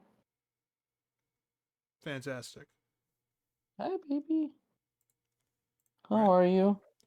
Jacob, you are on the clock. Ooh, come back. Yes. Fuck, Ooh. dude, there's so many good ones. There is indeed a lot of good ones. I have 6 written down. Maybe it's not enough. Yeah. I She's think I'm smelling gonna the take. bait. I think I'm gonna be objective here instead of just taking the meme pick, because when I first got the number 1 pick, I was like, okay, I'm taking Natalie Portman as Queen Amidala, and You're gonna pick Natalie Portman and it's not Black Swan. I know. That's what I was thinking. That or V for Vendetta. I mean, come on. Right? dude, Vivian Fredette is I so thought good. You're not I doing thought that, are Natalie you? Portman was so hot growing up. No. Oh, thank God. I was saying when I first got Natalie Port, or when I first got the 1 pick, I was like, okay, I'm taking my childhood crush Natalie Portman I mean, as she's Queen gorgeous, Amidala. yeah. But Yeah, she's insanely beautiful. Instead, I'm going to be taking an actually amazing performance. I'm going to be taking Toni Collette from Hereditary. Yeah, I figured that would Okay. be up your alley. It's on my list, so a little miffed. Annie, Hereditary. All right, Vitor. Pick number 2 in the first round. You know, I'm a snipe you. I'm a snipe you, Fucking moron. bitch. I'm a Fucking. snipe you, you moron. Give me Kate Blanchett and Lord of the Rings. Oh, that's fine. It was not on my list. What? Not on your list. Dude, Nope. Barufy is obsessed with fucking Lord of the Rings. Dude, Kate Blanchett, I didn't pick Lord of the Rings the last one. I'm being objective here. Kate Blanchett is awesome as Galadriel. She's awesome. Not on my list. I can't believe you didn't put her on your Not list. in my top. She has better stuff than that. Let's put it that way. That's Oh, for you're gonna sure. put her in Carol? No, a film from a couple years ago, Tar. She plays Okay. Lydia Tar. It's a Dude, composer. Okay. dude, are you Fictional gonna composer. pull the trigger and take Kathy Bates from The Waterboy? No, no, I'm not brave enough to do that. What I am brave enough to do though is one that we just mentioned a couple minutes ago, and that's Natalie Portman as the And Black Swan? as the Swan Queen in Black Swan. Swan Queen. I think her name is Nina in the movie as well, but obviously in the symbolism, she's the Swan Queen. Okay. All right, generational stuff, 100%. And we're gonna try. I don't. Maybe I'm not sniping Barufy here, but I'm gonna try to snipe him here with another one that I saw this film maybe about a year ago at this point now, and it really was one of the both of the performances were very striking, and it was a film that I'd been meaning to see for a long time. But there was one Both in particular that performances? really, both performances were really striking. But this is the one that I'm gonna take, and it's Liv Ullmann. Can I guess the movie? Did you hear what I just said? Yeah, go ahead. Okay, Liv Ullmann as Elizabeth in Persona. Okay. It's not what I was thinking, but yeah. Go.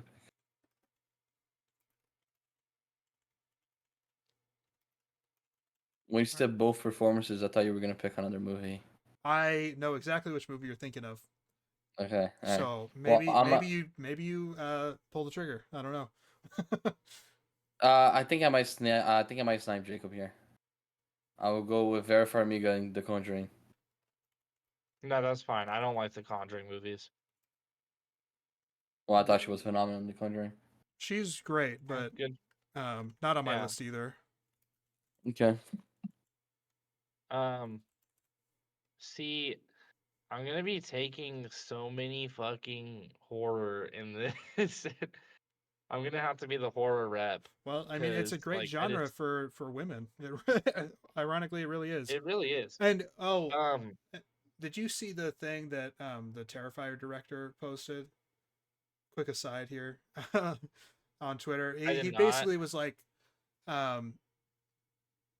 basically saying that his horror films are not political and horror is not inherently a political genre or something like that.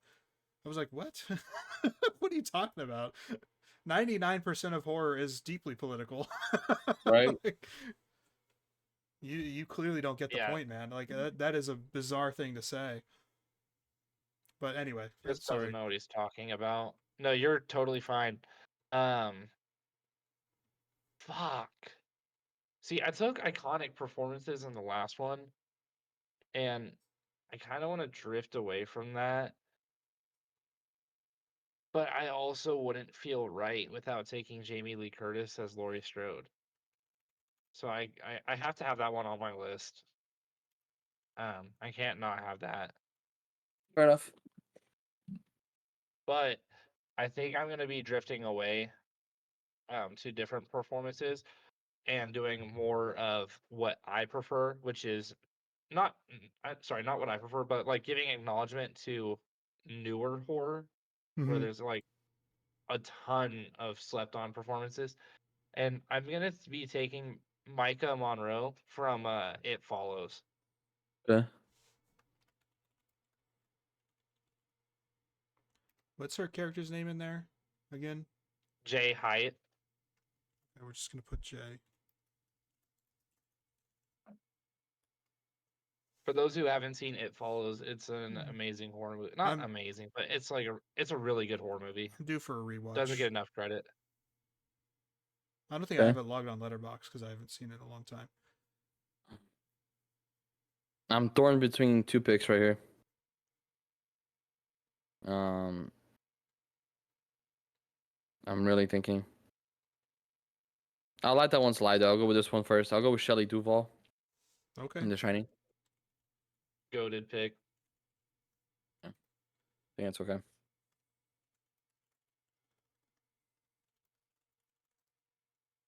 The Signing. Okay. The Signing. Interesting. Not written down for me. Maybe that's an oversight on my part because I do like Shelley Duvall a lot in that movie. I do have Wraparound, so I'm not too concerned about that. It's really about like I'm trying to be a little bit protective with Barufi picking right after and right before me again. So okay. We're gonna go another film that I hadn't seen until fairly recently, within the last couple of years. Kate Winslet as Clementine in Eternal Sunshine. Okay, that's a phenomenal pick. I completely forgot about that pick. That's a phenomenal pick. Okay. Oh, I forgot.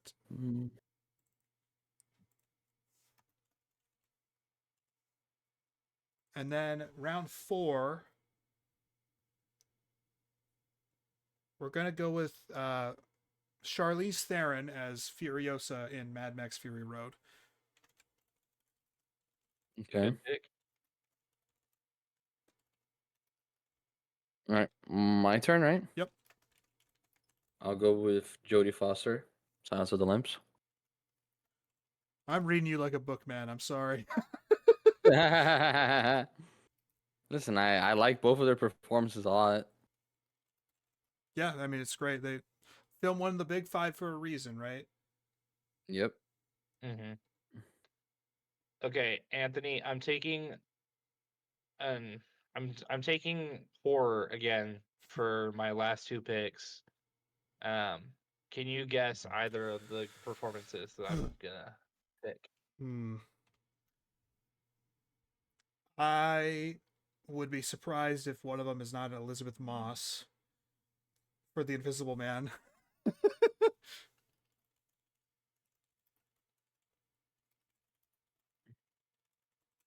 And so good. like other movies that I know you talk about a lot, I especially don't think like I've talked about this one on the podcast. really okay.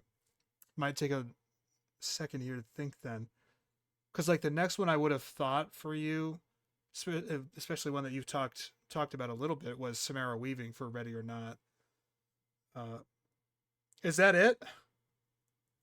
You've I didn't definitely think I talked about it you've on the definitely podcast. maybe not on the podcast, but you've talked to me about it for sure. Is that the pick?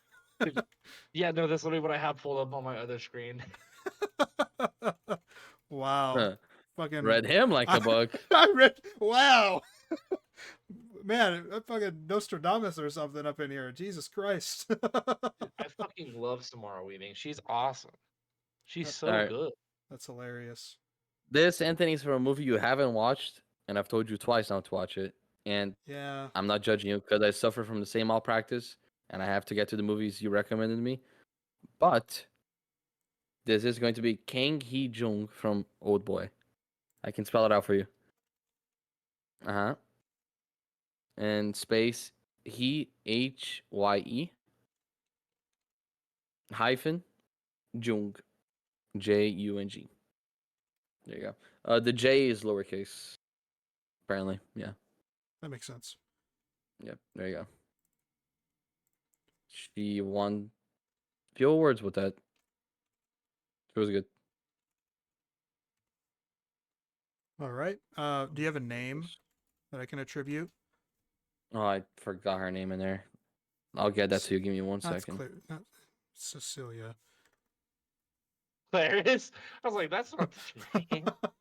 I was thinking because I Mm. just typed Clarice for Silence of the Lambs. Mhm. Man, Mr. Irrelevant again. Okay, well, I was also considering another actor slash, or sorry, another actress performance, whatever from Better Watch Out. Olivia DeJonge, great performance in that movie. Shout out. shout out, absolutely. All right, Mr. Her, Irrelevant, ki- go ahead. sorry, her character is Mido. Mi-do. D-O. There you go. All right. Mr. Relevant pick, one of the most like charismatic and hilarious performances I think in film history, frankly, for both actor or actress. Unbelievably magnetic and very sexy in the movie as well, and just a very sexy person in general. Marissa Megan Tomei Fox. in My Cousin Vinny. Dude, are you sure you don't want Angelina Jolie from Wanted? No,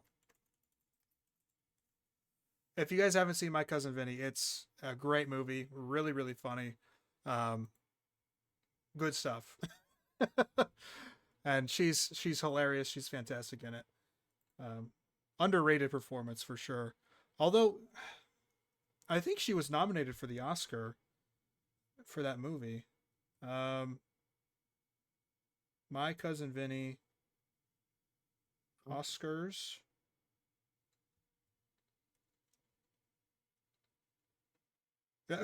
Yeah, she won Best Supporting Actress actually for that. So not quite underrated, I suppose, but awesome movie. Please check it out. All right, final draft of the night, and we're going back to our picker wheel because it's best movie concepts or premises. So you guys the first overall. I have some great picks for this draft. Hey, let's go. I'm happy with first overall this time. I'm in. Now, Jacob, are you going to get third overall again? See, the problem is I'm gonna not be taking this draft seriously because there's so much fun I can have with this. Well, I mean, look, that's what it's about. It's about um, the funnest, coolest concepts, most interesting, That's how I'm taking it. And you have the second overall pick, Jacob. Dude, So I will say, quick thing. Now, I'm not going to know if every film we pick here is going to be an original screenplay or anything. Like, certainly some of them will naturally be like adapted stuff from a film or a play or whatever. But are we going to directly exclude stuff that we know is adapted from a book? So, like, none of the Lord of the Rings we can't pick, or even one I have written down just in case is Jurassic Park. So, are we going to exclude those types of movies because it's not really like an original premise? no, I'm cool with them. I'm cool with them, Rufy? especially with Jurassic Park because Jurassic Park is nowhere near an authentic rendition of Michael Keaton's book. Michael Keaton, famed Not Jurassic Michael Park Keaton, author. sorry. No, Fucking hell. Crichton, I think, right? Michael Crichton. Yeah, Michael Crichton. That was funny, but okay. I'm sorry. All right, if Rufy's good with it, then we don't have to exclude those. But I will not be picking many of them. The only one that really came to my mind as like super original and cool was Jurassic Park, so I might pick that. We'll see. I am gonna not pick it first round though. So Jacob, if you do select it, you'll be sniping me, I guess, a little bit, because I want to highlight a complete visionary. Oh, holy shit! What happened? Another trade? NBA trade. Damn. Oh, the Lakers What is making it? moves. The Los Angeles Did they Lakers are get- trading Dalton Connect. Like they're trading Connect. They Cam traded Reddish. Connect? They traded Connect. Cam Reddish, a 2031 unprotected first round pick, a 2030 pick swap to the Charlotte Hornets for center Mark Williams. Holy shit. How did Mark Williams get more of a than Luca? That's what I'm saying. That's what I'm saying. Oh, it is not bullshit. more. It's more in quantity. I would rather have AD in a pick than this. No, I'd rather have Dalton Connect. Dude, comparing Connect to AD is not it. Like the Xbox. Anyway. Okay. The Lakers, I thought they were done. I thought they were like, okay, let's bring in Luka and move on to the next deadline. But I They guess want not. to win because it's LeBron's last year. I think that's a horrible trade for the Lakers. I'm thinking about it now. I'm not sure if they should. I'm not sure if I like that pick. But listen, they were desperate for a center. I think that's the thing. They were desperate for a center since AD left. Maybe it's a Fucking good pick. I idiots. think it's a good fit. I think it's a good fit. Okay. Okay. I mean, Best concept. he's also young. He's rising 7'2". He is. God damn. Okay, so what is He's a whole foot taller than me. You're 6'2"? Yeah. Holy shit! Anyway, Roofy, are you not 6 foot? I'm 5'11". Dude, Roofy's the only fucking loser on the podcast. loser. That's great. I guess I am. We determined social standing by height, so I mean, look at the dating sites. They did it first, I'm right? also the idiot with a huge pimple on his chin. Do you guys see this shit? Dude, I've got one. I'm breaking out a little bit too. You see that? Guys, this is under Got my one on my skin. nose. This is under my skin. Look at this shit. It's under your skin. It's huge. It's under. It's not even over my skin. It's under my skin. It's He's like, my pores can't even find it. Holy shit. Yeah. Oh my god, it's under. And it's so immense. All right. I'm Well, just baffled at that. All right, there you go. the movie premise: there's a pimple under the skin. And the guy deals with it. All right. Yeah, there you go. There's a lot of different routes we could So go. what for is this not draft. what is not allowed for this I draft? guess we're allowing everything. I think that's what we decided. I initially And was I have- asking. I initially was asking if you guys wanted to exclude stuff that we like is blatantly an adaptation of something written. So, like, Lord of the Rings would be excluded, for example. But it sounds like Jacob's okay with it, so we can I'm okay with it as well. proceed. I won't be picking Lord of the Rings. I'll tell you that. But You will be picking? no, absolutely not. Okay. So again, like I said before, I'm gonna pick a visionary director that does a lot of very original and really interesting and unique stuff, and I'm gonna pick one that not a lot of people talk about as much, and a lot of people who have watched a lot of all of his films and everything. A lot of them love this movie and are very underrated, and that's gonna be Christopher Nolan as the director, and the concept, the premise is The Prestige. Okay. Again, like most people would probably pick Inception I love or Prestige. Interstellar, for I example, love as Prestige. their, I as their love premise. Prestige. But I think The Prestige is the most like distinct and unique premise, in my opinion. Magicians competing with each other. That's fun. So, yeah, I love the Prestige. great movie. I Again, love very Prestige. underrated. It's just that his entire filmography is so good. So good. Um, I have a very intriguing one. Killer I Clowns understand from the Outer draft Space, better. baby. fuck, you Now weren't supposed to I mention understand. that. Jason X, baby. Stop! You're ruining it. I'm sorry. No, that actually pisses me off because I was gonna name 5 space horror movies. You fucking asshole. You can still name them. Oh, dude. No, it's There's not so gonna be many as good funny Honestly, ones. now. it would be It's no. not- Honestly, it might be funnier because I've been reading you guys like a book all night. Nah, you're not reading me on this one. No, You're not reading probably me on this not. one. All right. Okay. Okay. So best concepts / premises. This is supposed to be like original films, like films that we haven't seen before. Yes. And for that reason, with my second overall pick in this draft, I'm gonna be taking Leprechaun Goes Back to the Hood. This guy can be real, man. Oh my god, this guy cannot be real. Wow. That's a real movie? Yes. That is the name of a real movie? Now I gotta be honest, Jacob. Oh my god, it must be. I It must gotta be be honest. It must be the worst movie of all time. The absolute It's so worst bad. movie. You have not seen Madam Web, apparently. But I've got to be honest, though. How original can this actually be when it's like the Leprechaun's 7th sequel? Like, how... And it's the second one going back to the.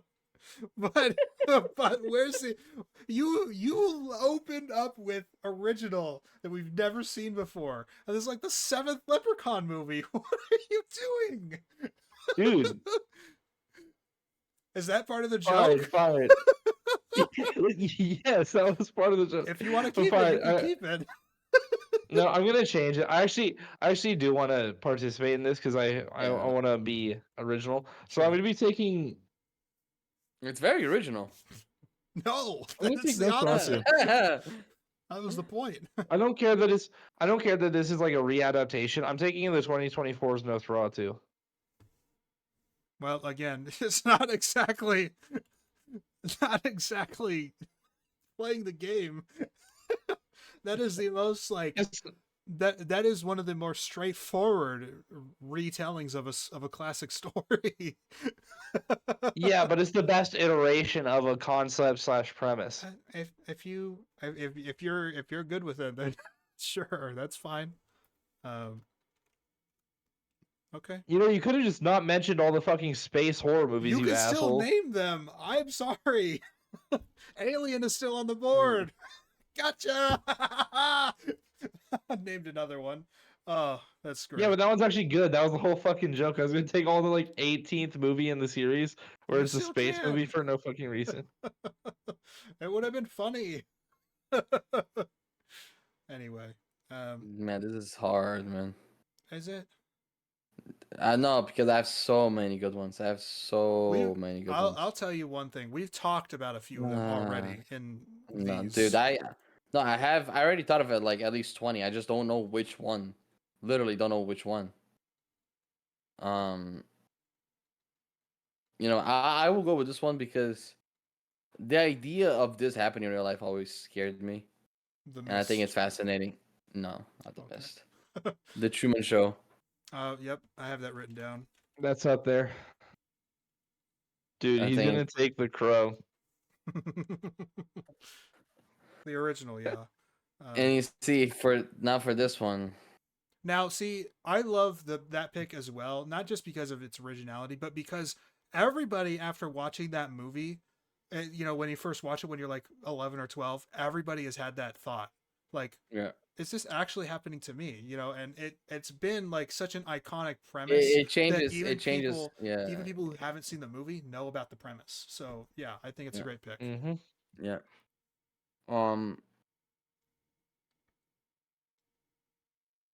Now the next one. I will go with this one because when I first heard about it, I was super excited just because of what my dad told me of what the movie was. There.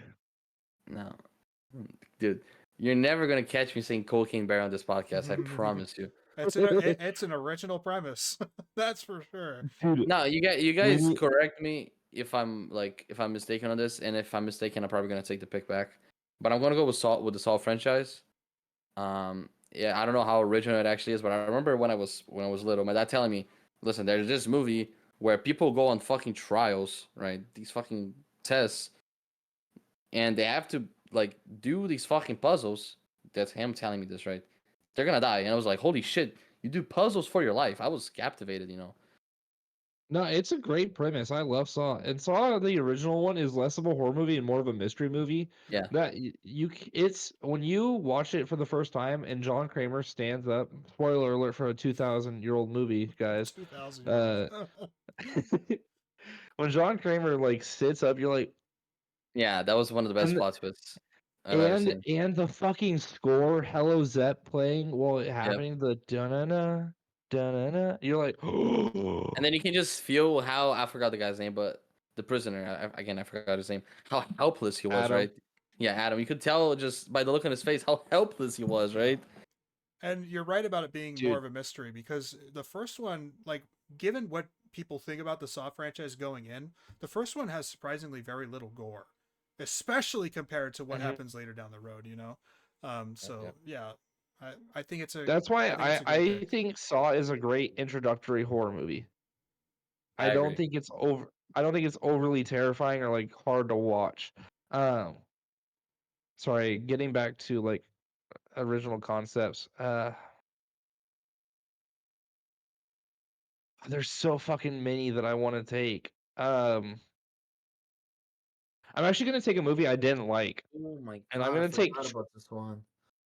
I'm gonna take Trap. Oh, fuck, Okay. it's not gonna make. The one I just thought off is not making the wraparound, I don't think. No, I like the trap pick, and yeah, what's fun about this draft, I think, is that it doesn't just have to be movies you love. It can be like a movie that has a great premise, but that you don't think it executed well at all. And I think a lot of horror films actually do fall under that umbrella for me as well, especially Mhm. even stuff from last year like tarot. Like the idea of a demonic presence haunting tarot cards and bringing them to life, I think could be really interesting and fun. But that movie was not. It was the opposite of that. So, They stole it from Phasmophobia. It's not original. yeah, yeah, but um, but you're right. Yeah, Oh, please make of the course, I love wraparound. Trap. You didn't like it, so there's that. Oh. But Mhm. you know what? I'm Was it gonna on your list? no. I'm gonna join you though in a 2024 film, and it was one that I actually only watched a few days ago, maybe a week ago at this point. I had been meaning to watch it for a while. It got nominated for a couple Academy Awards upcoming, and I'd only heard great things about it. And that's A Different Man. And what this is you guys know the condition that where tumors just keep growing on your face, and so Mhm. you're so that's so the main character is Sebastian Stan, but he has tumors that grow in his face. And one day he gets this new treatment that removes the tumors over time, and he becomes a different man. But then he comes across a guy with the exact same condition, and it's a real person named Adam Pearson, who's a real actor, who comes across the same condition. But now that guy is getting all the opportunities that Sebastian Stan wanted but couldn't get because of his condition. And so it's a real like interesting parallel thing. It's a real interesting like reversal of roles in a way. And it's a nice satire on the whole situation. I thought it was a great film, and I think the concept's really cool too. It's very original in that way. Uh, it's on Max right now. I would definitely recommend watching it. It's very dark comedy. You might find it funny. It's also Mhm. sad and stuff. So, um, yeah. And then round three, I think I know where Rufy's going next. I'm gonna let him go there, unless Jacob takes it. But I don't know if Please, Jacob will take it. please. I'm gonna let you go there, and we'll see if I'm right. I have a feeling about it. Um, I could go another. I could go another 2024 movie, but maybe I'll do that later, just to be different a little bit here. We'll go with we'll go the same comedy drama route, featuring Will Ferrell. I think it's from 2006, called Stranger Than Fiction. Okay. And Will Ferrell plays, I think his name is Harold Crick in the movie, and Harold, um, he doesn't realize it initially, but he eventually does, that everything that happens in his life is happening because someone is in the middle of writing a book about his life, and they're interconnected. So the stuff that happens in the book happens to him as it's being written. Really interesting stuff. Um, not a perfect movie by any means. It's pretty good, I thought. Um, Certainly under the radar, and yeah, great premise, I think. Fuck. Oh God. I watched this movie for the first time last year, but I can't find it on my Yeah, can't baby. find it on my Yeah, baby. Letterboxd. Ah, shit. Did we talk It's about it? the one. Yes, it's the one where he keeps forgetting what he's doing, and then he like when he wakes up, he can't remember, and so he has everything tattooed on him so that way he can Oh, remember. Memento. Memento. Yes. Another very excellent Christopher Nolan film, and a fantastic premise for a procedural crime thriller. Love the pick.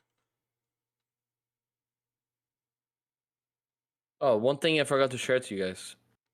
We still haven't taken Interstellar. I won't be. That is true. I've got my Nolan.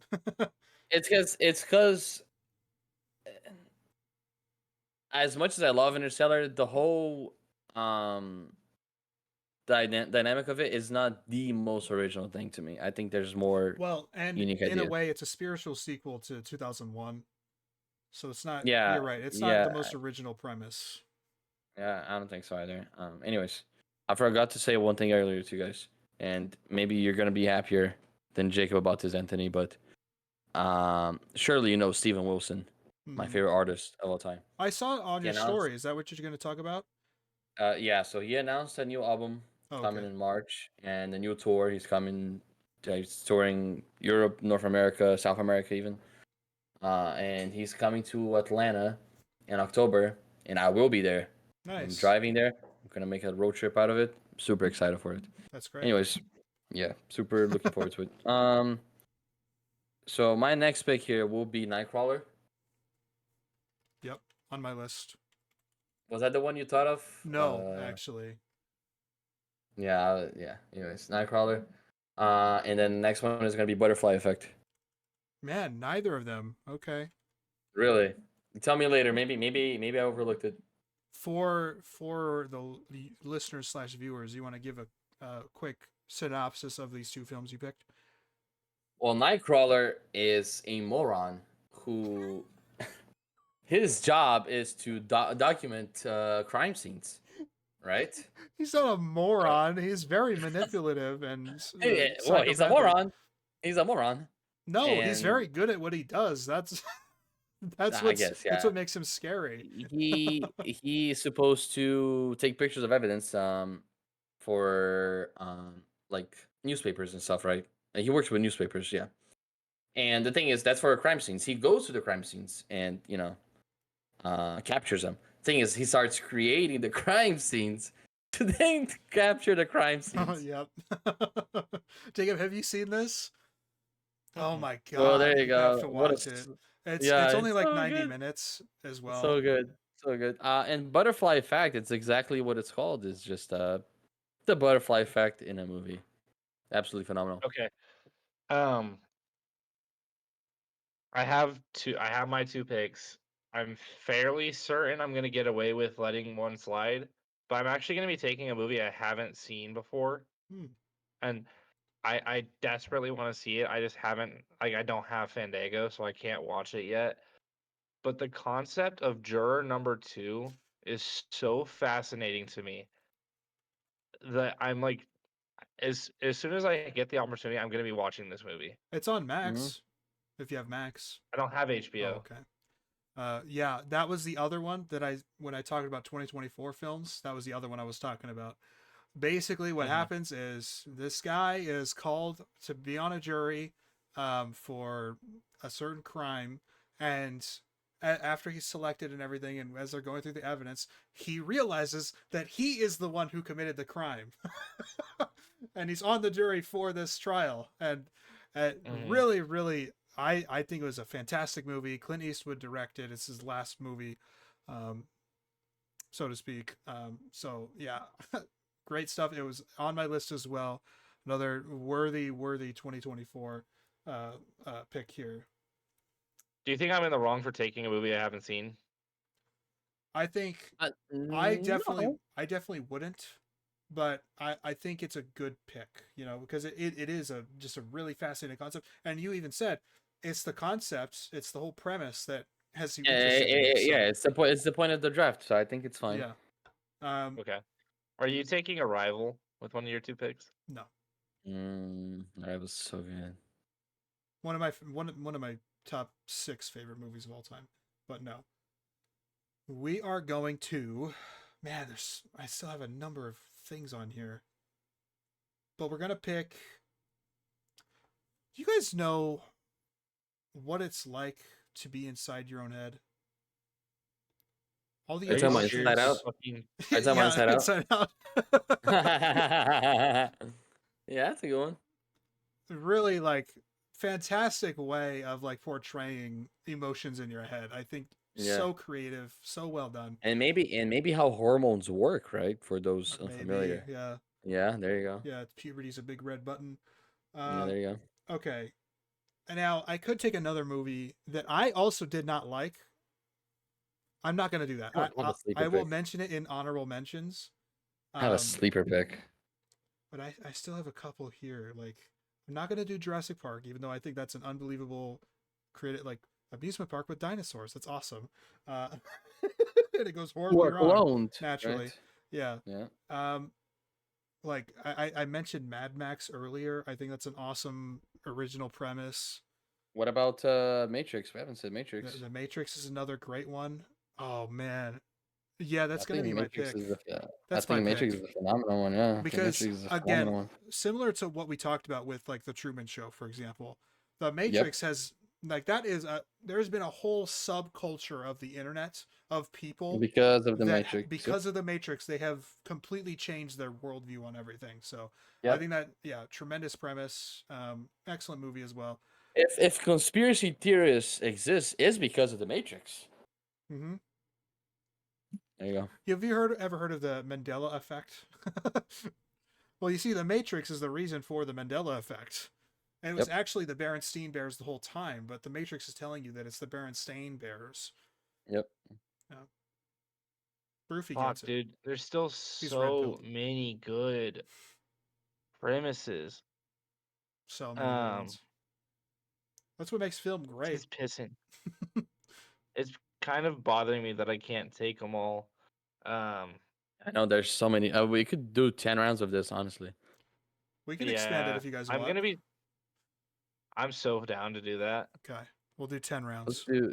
Oh my god. Okay, I was gonna say 7. Let's do 10. There's I mean, because there are That makes me so feel many. better about so many. That means Jurassic Park will be taken at some point. Just spoiler Yeah. alert. Okay, so I'm gonna be taking a personal favorite, and that's gonna be The Menu. I think The Menu is an amazing film. I have it That's written a good down. one. I wrote it down. That is a good one. I think it's kind of slipping away out of the media's mind, kind of in similar fashion to the way the Invisible Man did, where it's been a couple years, and so now it's like not as hot in people's minds. But I think that movie genuinely should be appreciated for decades to come because of how unique it was. Do you really think that? Because I'm not on TikTok, but what I do see on like Reels or YouTube Shorts or whatever, if I get a movie clip, a lot of time it's The Menu. It's Really? either one of Ray Fiennes' monologues or it's Anya Taylor-Joy's monologue at the end. Yeah, where she's ordering the burger. Yeah, usually. I guess that's not my algorithm. I don't see Mhm. it, so I guess that's entirely me. Dude. Yeah, 10 rounds is too little for this. Like, There's so many. It's great. Oh but my god. now you don't have to. Okay. You don't have to worry anymore now. And I might take more 2024 movies. Oh my god. Oh my god. Which one do I go with? Okay, I have two. Okay. Inception. Yep. Yeah, That was the I mean, that I was feel the like other we have one. to take that one. That was the other one I was referencing when I took the Prestige. Yeah. I think I probably took too long to pick it, but anyways.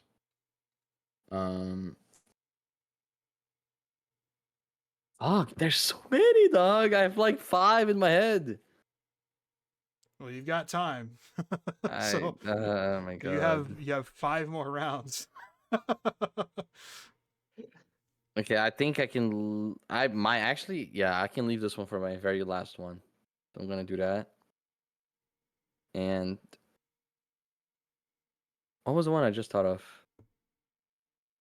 Oh, yeah. You know what? I'll go with Hunger Games. Hunger Games is a book. Never mind. No, not Hunger Games. You Wait, forgot that's to. Fuck, Hunger Games could have been so good. If you want to Well, take it, it's you still can. allowed. It's not Because No, we're no, doing no, Jurassic no, Park, it's fine. remember? Huh? It's not an original premise, but you can take it if you want. No, it's fine. It's fine. I'm not taking it. All right. I would just take. Okay, I'll take Donnie Darko for this one. Good pick. And yeah, think a little more. There are so many. So Donnie Darko, a kid in high school narrowly avoids Thank you. a plane crashing into his house, and over the next week, a creepy bunny rabbit suit man haunts him I in his cannot tell you. dreams and in his Yeah, I alternate cannot tell you. reality. And We mentioned Donnie Darko a couple episodes ago. we did. Yeah, we talked about it. Yeah, that's such a good movie. There's a Oh big my plot god, twist. bro. Oh my god, I just So saw another, bro. I'm gonna be taking another mediocre film that just has a good premise, and that's gonna be The Purge. I think The Purge is really That fun. is actually a very good one. That is actually a very good one. And again, another one that is very much in the social context all the time. The social Yeah, zeitgeist. another horror movie that's entirely political. Mhm. Like it's wholly Yeah. based on politics. Yeah. Oh my god, I just thought of Good another pick. one. Okay, you Holy went shit. mediocre with great concept. I'm gonna do the same thing here now that we have a few more rounds to play with. I have not revisited this film in a long time, so maybe I'll like it more on a rewatch eventually. But I do love Jordan Peele a lot, and Us did Get not Out. work for me, but I think it's a fantastic premise. It's essentially a home invasion movie, but the invaders are doppelgangers. Wait, is it Hush? Oh, okay, never mind. Us. Us. Okay, not Hush. Hush And is. then Have you watched Hush? no, but we talked about it a couple weeks ago. It's Hush a is a home great movie. invasion. It's a home invasion movie, but the homeowner is deaf. Mm-hmm. Dude, it's so funny. It's so good. It's Oh, no. it's super well made. Oh yeah. And then next up on my list is going to be the Human Centipede. I'm just kidding. Imagine. Yeah, you would be one to pick that. You would be one to pick it. Excuse me. When have I ever? Okay, I'm surprised, Barufi, that you didn't select this one. So I'm going to select it That's because what it's that been on was my. the one you were Yes. talking about earlier. No, not the one I'm about to pick. Yes, this is what I'm talking about. Okay. Groundhog Day. Okay. Groundhog Day. Okay. Yeah. For Yeah, sure. Groundhog good. For sure. There have been a number ran of out of films tea. that have done the Groundhog Day shtick in different ways. Most notably for me was Edge of Tomorrow. Fantastic science fiction. Okay. So this, because I don't think either of you guys have seen The Cabin in the Woods, have you? I have not. Not in a long time. Okay, so I'm taking The Cabin in the Woods. The premise of this movie can inadvertently explain every horror movie ever created, ever. So the premise is 4 or 5 friends. I can't remember if it's 4 or 5. I think it's 4. They go. No, it's 5. Sorry. So 5 friends go on a log cabin trip or whatever. But what is secretly going on is there are these gods, and if you anger them, they'll destroy the world. The only way to satisfy them is to kill certain people in a sacrificial way um, every single year. And at least I think it's like 3 countries have to do it. And so each country has their own team that can deploy these certain types of killers depending on what the people interact with. So in this cabin, there's like a ton of antiques. Well, the one they decide to interact with is like this German novel book, which gives them the Michters is who they kill. It's just a bunch of fucking hillbillies, essentially. Um, but depending on what tool you interact with inside the story, you can get any assortment of killers as a means of killing you to entertain the gods. So inadvertently, this story and premise can explain every single horror movie ever because it can all fall under they interacted with certain object. Now this is how they need to be killed to entertain gods. Yep. Super cool. I think it is. Yeah. Encoded. I'm writing down. I have so many. I'm writing them down. You are on the Oh, clock, movies so to you can take watch. 2 of them. Oh I'm already no. on the clock. Oh my god. Okay. You just talked about Groundhog Day, and I'm not gonna pick this one because it's kind of in the same line. But the Lovely Bones, I'm not picking it, right? But Lovely Bones is very, there, and yeah, I just wanted to shout out Lovely Bones. I think it's such a good movie. Oh, God damn it! Have we not picked this one yet? We did not pick this one Dude, yet. you gonna take Bird Box? No. Hell yeah. No, Bird Box came after A Quiet Place. If there's any movie that should fit in this, is A Quiet Place. Did it? Yeah, I'm pretty sure A Quiet Place created this genre ish, like this subgenre. Bird Box Certainly. was definitely in production before A Quiet Place was released. I'm pretty sure A Quiet Place came before. No? Well, it might have came before, but Bird Box was definitely in production before I think we A had Quiet Place was what released. happened was we had a big like hype or craze about movies in that type of subgenre where Yeah, there playing are with human creatures. instincts. Yeah, Yeah, They exactly. human both came out the senses, right? same Yeah. year. Okay, well, then I'm not sure which one to pick. I think it's a fascinating idea, though. I mean, you could pick the better executed one, right? Yeah. Also, and the Quiet Place, right? sound is just way more fascinating than sight. I listen. I know. I agree, but Bird Box, some of those shots of the fucking unknown thing going through the woods, it really freaked the shit Movie out of me. sucks. Movie sucks. I think it's a fun watch. Now, I will say it's funny that we talk about the sound thing, right? Because Jacob, you and I both agree on that. Um, Making the film quiet and like having that tension Dude, the there tension makes so is much so sense. good in But it, especially in theater. right, but the cardinal sin that A Quiet Place commits is that it shows the monster too early. And Yep. so it's funny how, in a way, like the thing that made Bird Box effective for a lot of people was that you could not see the monster. You don't know the horror. Didn't know what it was. That, Yeah, you didn't know what it was. so it really is like that kind of like teeter totter, so to speak, of balance there. Obviously, a lot of the most effective horror for me are ones that are one very quiet and but also do not reveal the monster quickly. Right. Totally. Yeah, I agree. I will go for this one though. And this is I think it's a sleeper pick. I think it's a fascinating concept. It is a Netflix movie. I watched it a while ago. I've never really seen people talk about it, but maybe you guys watched it. It's Where's Monday? No, I've never heard of this. Haven't heard of it. Yeah, you see, like it's exactly what I just talked about. People just don't talk about this movie.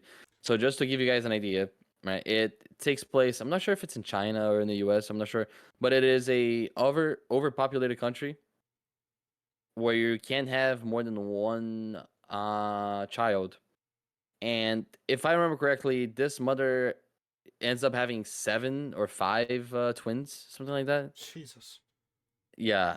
And they have to act as one singular person in this society because if they get caught having more than one kid, they get killed for overpopulation. It's a crime to overpopulate in this society.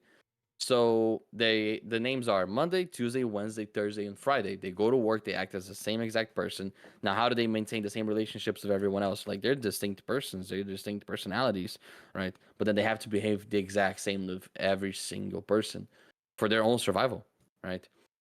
Monday goes missing, right? Oh, So fuck. then, yeah, it's a very fascinating concept. It keeps you at the edge of your chair. I think it's a very good watch. Anyways, yep, there you go. Nice. Fuck, I'm back on the clock already. I have my last two picks. I want to give a shout out to Giallo films in general. I'm not gonna take any of them because I don't think that there's one that like I specifically think is the best representation of it. But Giallo films, for those who don't know, it's an Italian horror style where this black gloved killer it's shown from the first person killing their people or killing their victims, and they typically don't reveal the killer until very, very, very late in the movie. Um, I really enjoy that premise, and I think that's an amazing way to do horror. So I do want to give a shout out real quick to Giallo films. That being said, I'm not taking Giallo because I don't know enough about it to take one specifically. And this is where I am gonna fuck. I think Unfriended is a really cool concept, so I'm gonna take Unfriended. All right. Cool. Very cool. Uh, hmm. Okay, another one adapted from a book so not original in that sense, but I think it's done it's done enough to where when we refer to it, we always refer to the film, and it is another one where just like Groundhog Day or Inception or anything or The Matrix, it's in the social zeitgeist all the time. That's gonna be Minority Report. Mm-hmm. Good pick. Dude, Anthony, are you about to take what I think you're gonna take? I don't know. I have like 5 or 7 films just floating in my head right now at any Oh given my point. god, But I can't. Oh my but god. Aliens in the Attic is one of them, right? oh, oh man, it might be now. oh man, what an amazing movie that is. Wow. Wow, I you have a just 5-star review on it for Letterboxd. oh man, fantastic. We're gonna go. M. Night Shyamalan's been picked once already for Trap, which would not be the one that I would pick if I was taking an M. Night movie. But I think what a lot of people can agree on, regardless of their opinions on his films, is that he is a master of premise. Even stuff like Old, which it's about a beach where people age rapidly, is like really interesting horror premise. Just as one example, but I do want to pick one that I think is original but also fantastic, and that's going to be Unbreakable for me. Mhm. It really could be. It could be The Sixth Sense. It could be Signs in one of his, big three at the beginning of his career. But Unbreakable, I feel like we haven't drafted much in these types of things, and we talk about Signs and Sixth Sense a lot more. So I'm gonna give some love to Unbreakable here. Well, Hell yeah. Um, I am getting a bit to the end of my bag as far as knowledge goes, but I haven't mentioned one that I think is still a really awesome concept. I don't necessarily love this franchise, to be honest. I'm not a huge fan of it, but it is highly popular, and I think the concept is amazing. So I'm going to be taking A Nightmare on Elm Street because I think the premise of a dream it's demon valid. Yeah, that is his power comes from people sleeping. credibility, like people knowing it. No, his power comes from people knowing about him. Oh, Because really? the whole premise, yeah. So the Oh, whole I premise is misunderstood people forgot about Freddy and didn't know that he existed, so he had like no strength over them. He couldn't kill them in their dreams. that. Okay, So okay. the movie starts off with him trying to find a way back into these people's minds. So I like he'll see. haunt Okay. their dreams, but he can't do anything. But he'll like cause these extreme nightmares, and then the kids go and research. And so by researching, they learn more about Yeah, Freddy, and so yeah, they yeah, continue to believe and believe and believe, and that gives him power. I think that's so cool. Yep, yeah. Okay. good pick. You see, now I have 3 movies that I'm gonna have to leave out one of them, and I feel like a moron for that. But anyways, I'm probably gonna pick my favorite of the 3 first, and that's Old Boy. Um, Another shout out. Shout out to Shout out. fucking love this movie. You wanna talk about the premise here, Anthony? I know you haven't watched it, so I don't know if you wanna talk much about it. No, go ahead. You talk about it. It's your pick. All right. Well, I won't go into too much detail with it, but basically, a guy he gets kidnapped and he stays away for 15 years. Suddenly, he's released and told to go after his captor. There's that. All right, Um, excellent. Oh yeah. yeah. I will leave it at that. I don't want to say too much more because I want you to enjoy the movie. And I mean that is really it. What comes after that is what comes after that. But that is the premise of the movie. He gets released and he has to go after the guy. Like he's Right. told to go after the guy. It's not that I'm gonna go for revenge. No, he literally gets released and told go after the guy. Okay. So Your final pick here is going to be yeah. Ratatouille, right? So no, I listen. Low key a good one. Oh my 5-star gosh. film. And now you gave me an Cars, idea for another Cars. movie. You guys are big Not definitely Cars not guys. cars. Definitely not cars. You I see, was I actually haven't. weighing that as an option. Did you pick any cartoons, Inside Jacob? Out. No, right? No, you did. No. No, Jacob, right? Okay, I'll pick a cartoon here as well. So I'm leaving out 2 phenomenal movies. I'm leaving out The Others, and I'm leaving out Eternal Sunshine of a Spotless Mind. Okay, which I mean, right? I've had Eternal Could have Sunshine been written down this whole time. Eternal Sunshine could have gone 1-1, and I could have said hell yeah, you know. I'm not a So fan of that movie. I don't enjoy watching it, but I understand how amazing it is as a film. I wouldn't say I I think enjoy watching it either. It's very depressing. it's very depressing, but I think I love that movie. Love that movie, and I love the others. But for this one, I want to shout out Monsters Inc. Fucking Monsters Inc. Goaded. Yep. Everyone knows Monsters Inc. I don't have to talk about Monsters Inc. Okay, so Well, I'm between two movies. First off is The Thing, which is the literal embodiment of Among Us as a movie. It's so fucking good. I love The Thing. Probably if I had to pick my favorite horror movie, it's either The Thing or Doctor Sleep. It's like genuinely one and two. so you prefer Doctor Up Sleep there. now? Mhm. Okay. Um, but fuck. See, The Thing is the right pick to make here, but I really want to take Would You Rather because Would You Rather is such a bleak horror film. Um, I'm gonna take Would You Rather. It's the one that I want. Um, Concept is pretty simple. People need money because their lives are really miserable, and there's this rich asshole who, uh, it's kind of similar to Squid Game, where he takes pleasure in people's pain, and so he makes them play Would You Rather, and they have to go through massive amounts of suffering in order to survive. The poster of the movie is like the razor blade held up to the eye. You probably have seen that one. You haven't seen the movie, or you haven't seen it recently because it's not in your letterbox, Anthony. But this movie is so fucking heartbreaking, and the ending is so depressing.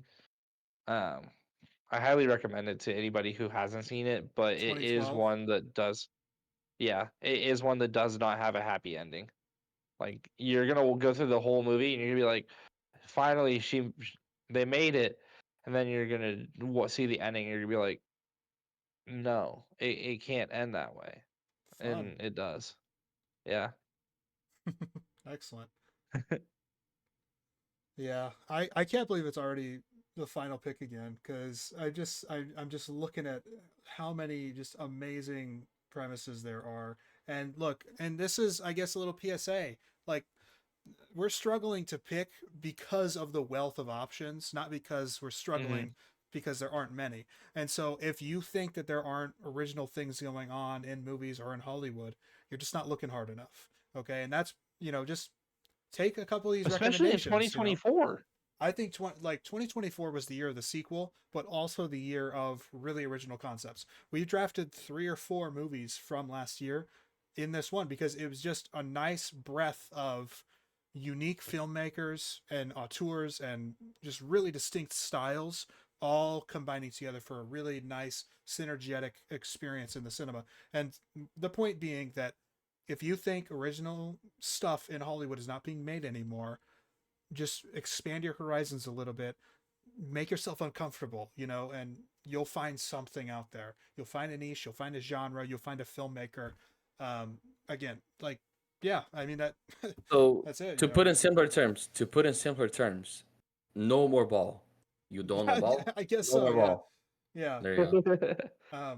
And like I said, just so many great premises, like Source Code, a really underrated action film where kind of similar to Groundhog Day, where this person, he's already dead, but they have his brain uploaded to a simulation where he can replay a certain moment in time to try to uncover the mystery and save people's lives.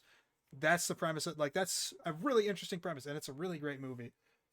And just I'm just looking up and down my letterbox logged list. So not even just films that I haven't seen that have great premises that are on my watch list, but movies that I've seen. Frequency, a 30-year-old film at this point where a police officer's father who had died 30 years prior, he's now able to contact him because of a change in frequency on their phone radio devices because of the aurora borealis is lower, solar flares basically. and they're able to contact each other, and they're able to solve mysteries from 30 years ago, and it affects what happens later. Like, just awesome stuff. Awesome stuff. I love it.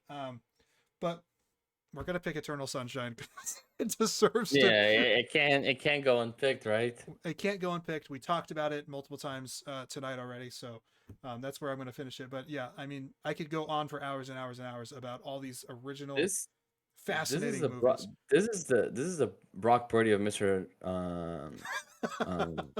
Irrelevance of the pod here, because holy shit. It could have been taken 1-1. Yeah, Yeah, for sure. it really could have, and I was like, yeah, sure.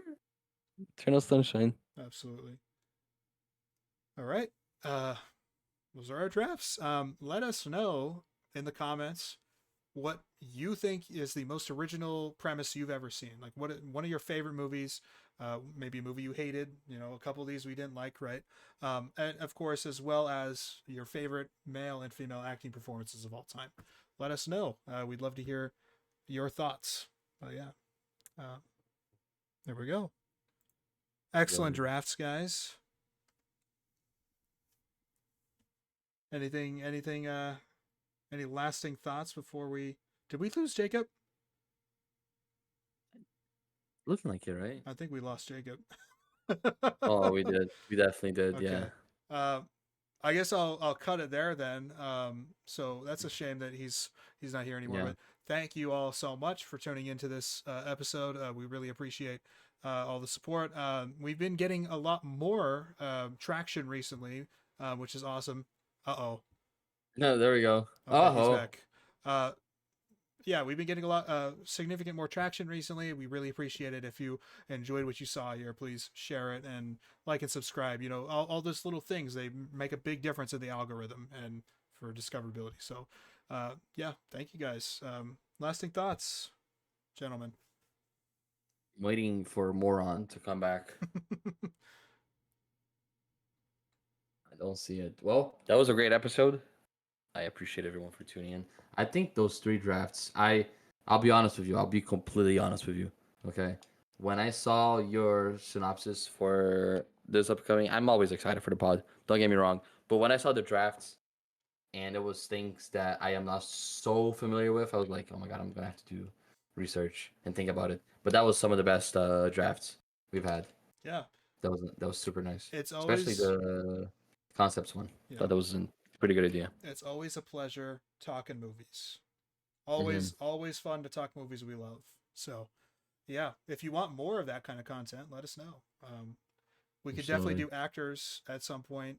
We've done horror directors, but we haven't done just straight up directors either. So maybe that is in the cards. I mean, there's just so many things. Of course, as well, I'd love to start doing movie reviews, all 3 of us together. So if there's ever a movie that all 3 of us are interested in and we can check out, that would be huge too. I would definitely like to do that once I get to your list and once you get to Old Boy. That'll be interesting. What, like me with Dune? I'm gonna give my thoughts on Dune. Not just that though, but new stuff too. That's like right, out in theaters. That's coming so out. We get recommendations. Is there anything coming up just before we close? Anything coming up that you're the one that I'm most excited for right now is The Monkey, which is Osgood Perkins' next film. He directed Longlegs last year, which is one of my favorites. And it's based on a Stephen King short story, where it's a toy monkey, you know, one of the wind-up monkeys that hits the drums. It's a murderous object and it kills people. So the trailer looks incredibly bloody and delicious in that way, I suppose. For lack of a better word, or maybe that is the best word. So I'm excited for that one. Okay. Yeah. Hell yeah. We're doing all right? Dude, I have no idea what happened. When you guys were like, did we lose him? Oh, we definitely lost him. Like, I was listening. I was like, no, I'm still here. But then I looked at my TV said, your internet connection is unstable. And I was like, it wasn't me for once, thank God. I thought it was me for a second, but Barufi was moving. I'm like, okay, it's not me then. It's no. I saw you just fine, and he was frozen. Yeah. Yeah, no, I haven't experienced any outages like that before, so who knows? Well, maybe Anthony is spreading the curse. What's going on? Yeah, dude, it's the Russians, dude. Yeah, exactly. Hold on a second.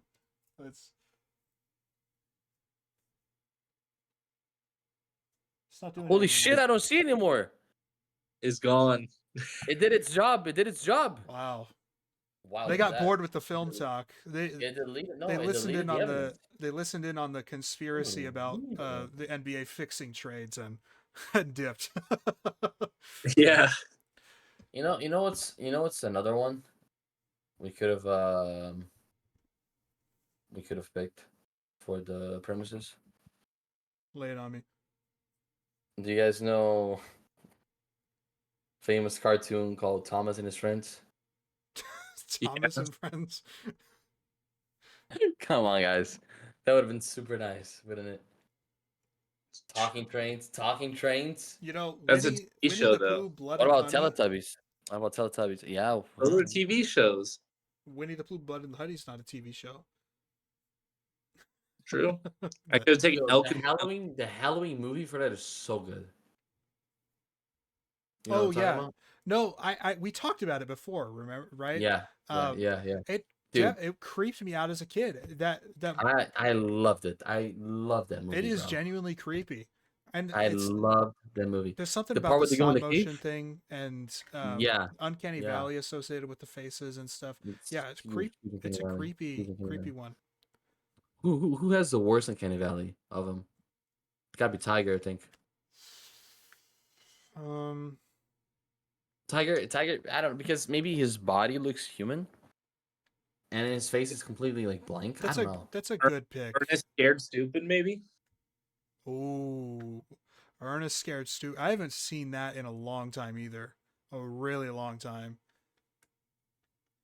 I must have been like It's a great 10 film. the last time I saw it. That's got creepy moments too in it for sure. Dude, that shit After we watched fucked the me up movie. as a kid. We You know should they have to use watch the movie. they use the exact same dolls, or not dolls, but like puppets. They use the exact same puppets from Killer Clowns from Outer Space for that movie. Oh really? That's cool. Yeah, if you want to pull this up on stream, you can do it like Ernest Scared Stupid trolls and then Killer Clowns from Outer Space. They're the same. Ernest Scared Stupid Trolls.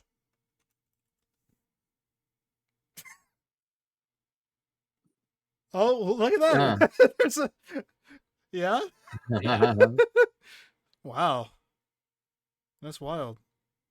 Mm-hmm. Fun fact of horror for you guys. Hell yeah. Always in for fun facts. Oh, there's another one. If you scroll up, right there. That's super stretched. There we go. That's tiny though, but yeah. Nice. Yeah. That's cool. Mm-hmm. Ernest Scared Stupid. Roofy, everyone.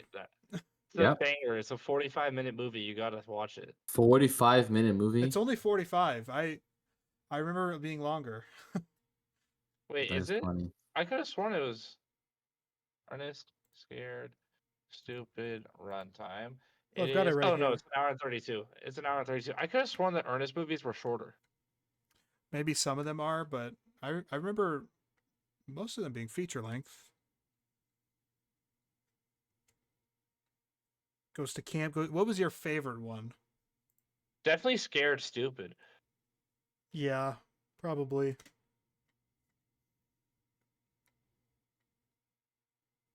Ernest Goes to Jail was the worst one for sure. Dude, wait. What was the quote that you know from Ernest Scared Stupid? Or he knocks the troll off of his truck. Something about boogers.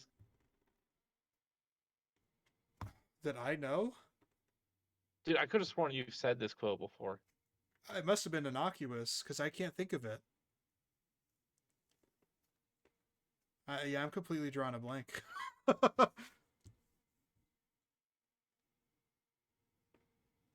Ernest Scared Stupid booger quote. Oh, I found it. Yeah, go on YouTube. Or yeah, booger lips clip. Do you know which part it's in? Just look up Ernest Scared Stupid booger lips. There's a 50-second clip of it. Right here. Let's see.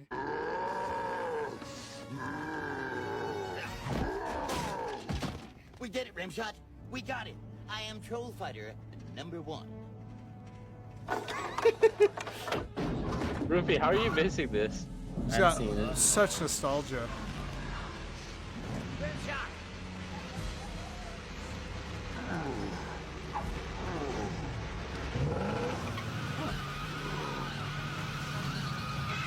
Dude, this is amazing filmography. I don't believe it, Rimshot. He's pulling against It looks better than some movies nowadays. The transmission is blown. Oh yeah. How about a bumper sandwich, booger lips? Wait, this might be Jim Carrey. It's Jim Varney. This might be Jim Carrey.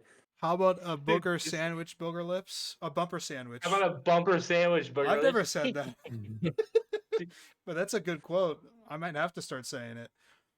Dude, That's it's great. the smirk. It's the. Yeah, classic Jim Varney there. But But this yeah, guy looking at Norwegian. Look at this guy going on a cruise. Look at this guy. what? Your tab right there, Norwegian. Oh, that's Right. weird. This guy going on a cruise. Look at Okay, him. you know what? We're going a Look at him. little. We're gonna. We're Look going at a him. little overtime for a little bonus here. Let me try to find it on my phone first. There is an awesome ad that I watched a couple of months ago, and it is fucking hilarious. Let me try to find it real quick. Fill some time. Americans love ads, don't they? Yes. Wait, dude, in the Burger Lips clip, if you watch it long enough, once the troll gets hit, the head falls off of the troll. Oh wow. Nah, I'm saying this because Brazilians could not care less about ads. You know about the oh, is it Argentinian, I think, or Colombian maybe? I don't remember which country in South America, but they have this thing where they don't interrupt the movie with ads. What they will do is they will interlude the ad in the movie. And so a few months ago they had this thing that got super viral over like someone will put their hand in something and then they would pull out, it would be their own shot of them pulling out a Cerveza Cristal beer. And they would do the ad in the middle of the movie like that. So they would pull out Cerveza Cristal da, da, da, da, da, da, for 15 seconds and then put it back, and then the movie resumes. That is so funny. That is actually funny. I mean,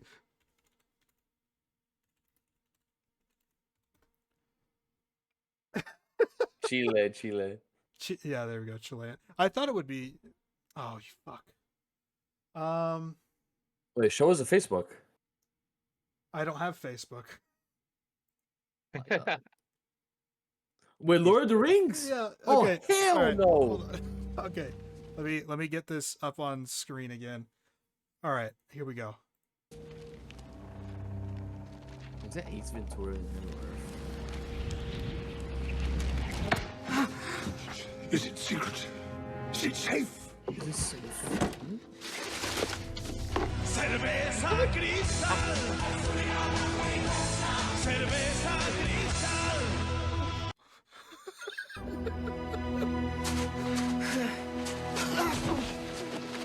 Ana!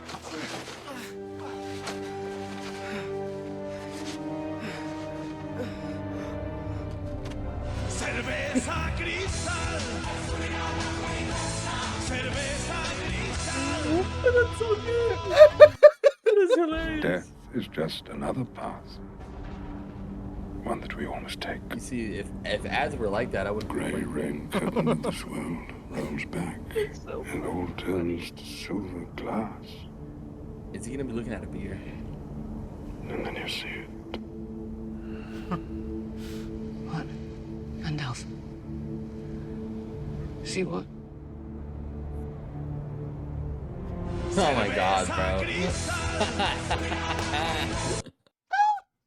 Oh, it's so good. It's so good. There was this really funny one. Dune, Cerveza. Is it always Cerveza Cristal? Yes, I'm telling you.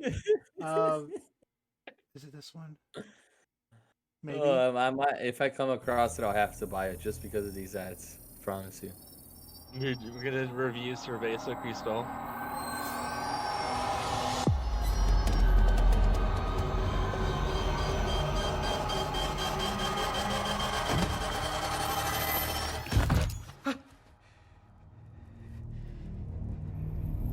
Cerveza Cristal.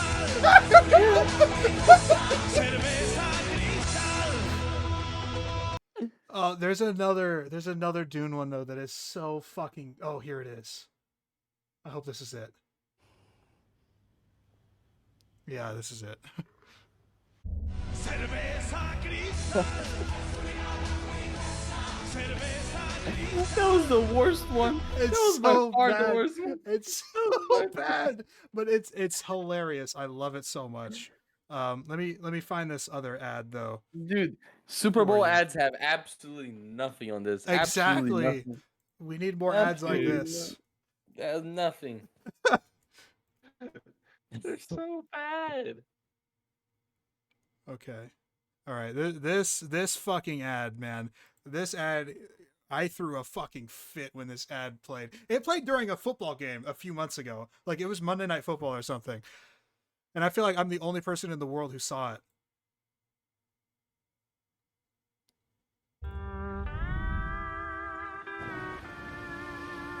So that's just SpongeBob music. Yeah. It's the wrong song though. It should not be this song. It's not right, yeah. It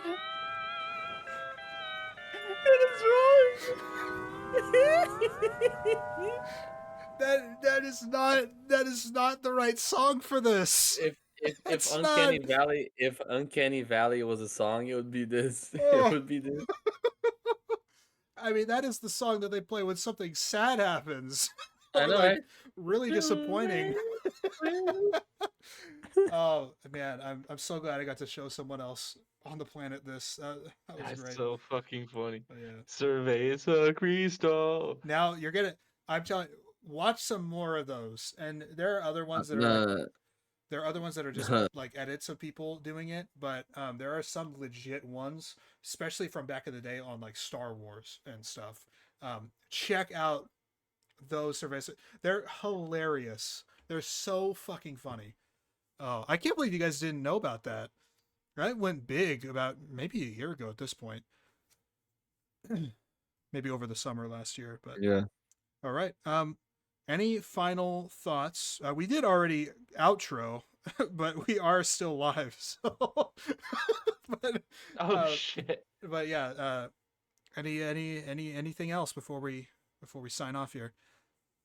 No, that's it for me. Oh fuck.